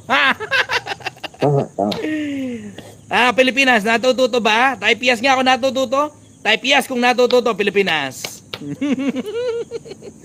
Habang nag-aantay ako, follow-up question, brother. Follow-up question. Yun lang yung tanong ko eh. Sa susunod na papasukan ko, gagawin ko yung sinabi mo na makuha yung standard ng trabaho tapos magaling na makasama sa boss mo. Sa lahat ng pinag-advisean ko ng ganyan, walang napasama. Diretsahan, sa lahat ng pinag-advisean ko ng ganyan, wala sa kanilang napasama. Lahat sila napabuti. Kasi sa pangalawang kumpanya ka na to, hindi ako malapit sa boss ko eh. Walang ako eh. Trabaho lang talaga ako. Trabaho lang mo. Isa susunod, medyo didikitan ko na sa pa-automator o sa amang malapit sa boss. Para kahit pa paano, kung nagilid man ako, may sasalo sa akin. Parang ganun. Tatlo ang trabaho ng empleyado. Just so you know. Ito, wala masyadong nagsasalita ng ganito sa internet eh. Tatlo trabaho ng empleyado. Tatlo. Paano ang tatlo? Una, meron kang regular na routine na iniikutan. Kabisado mo na yan. Yung mismong trabaho mo mismo, galingan mo ron. Yan, yung regular routine na iniikutan mo. Yan, trabaho mo yan. Trabaho mo yan. Binabayaran ka para gawin yung pinapagawa sa'yo ng boss mo. Pangalawa, siguraduhin mo na lahat ng gusto ng boss mo, binibigay mo sa boss mo. Para paborito ka ng boss mo. Ultimately, pangatlo, pag malasakita mo naman yung boss mo, tao rin yan. Iba nagsasalita ng di maganda sa boss nila eh. Masama yun. Pag meron kang hindi gusto tungkol sa boss mo mismo sabihin. Huwag kang kupal. Sasabihin mo sa katabi mo. Tapos idadamay mo pa yung katabi mo. Pag ikakaisahan nyo yung boss nyo, masama yan. Masama yan. Yang boss ninyo, papaalala ko lang sa inyo, kahit gaano kasama ang ugali ng boss ninyo, yang boss ninyo ang isa sa mga tumutulong sa inyo para magkaroon kayo ng pagkain sa hapag. Tinutulungan kayo niyan. Bakit? Malaki pakinabang ng boss mo kapag ginagawa mo ng maayos yung trabaho mo. Kasi yung boss mo, may boss din yan. Kung siya ang may-ari, ang boss niya yung mga customer, yung mga kliyente. Kung yung boss mo naman ay supervisor mo o manager mo, merong boss na nasa ibabaw yan.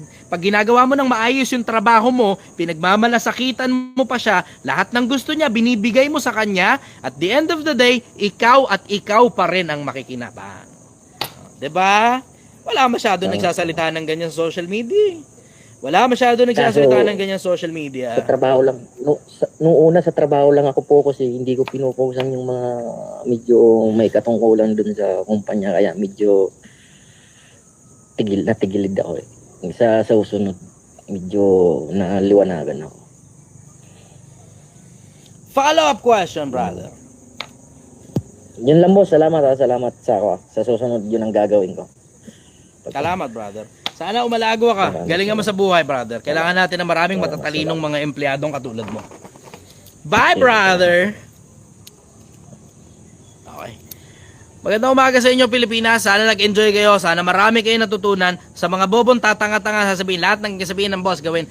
Hindi, as long as it is within the boundary of your principles. Ganun lang yun. As long as it is within the boundary of your principles. Okay. Maraming salamat sa inyo, Pilipinas. Maligaya ako na napagsilbihan ko kayo at marami ako nasagot na tanong. Nag-extend lang ako ng konti kasi kahapon paus ako. Hanggang ngayon paus pa rin ako at masakit na lalamunan ko. Pero pinilit ko lang, alang-alang sa ikakabuti ninyo. Magandang umaga sa inyo, Pilipinas. Mahal na mahal kita.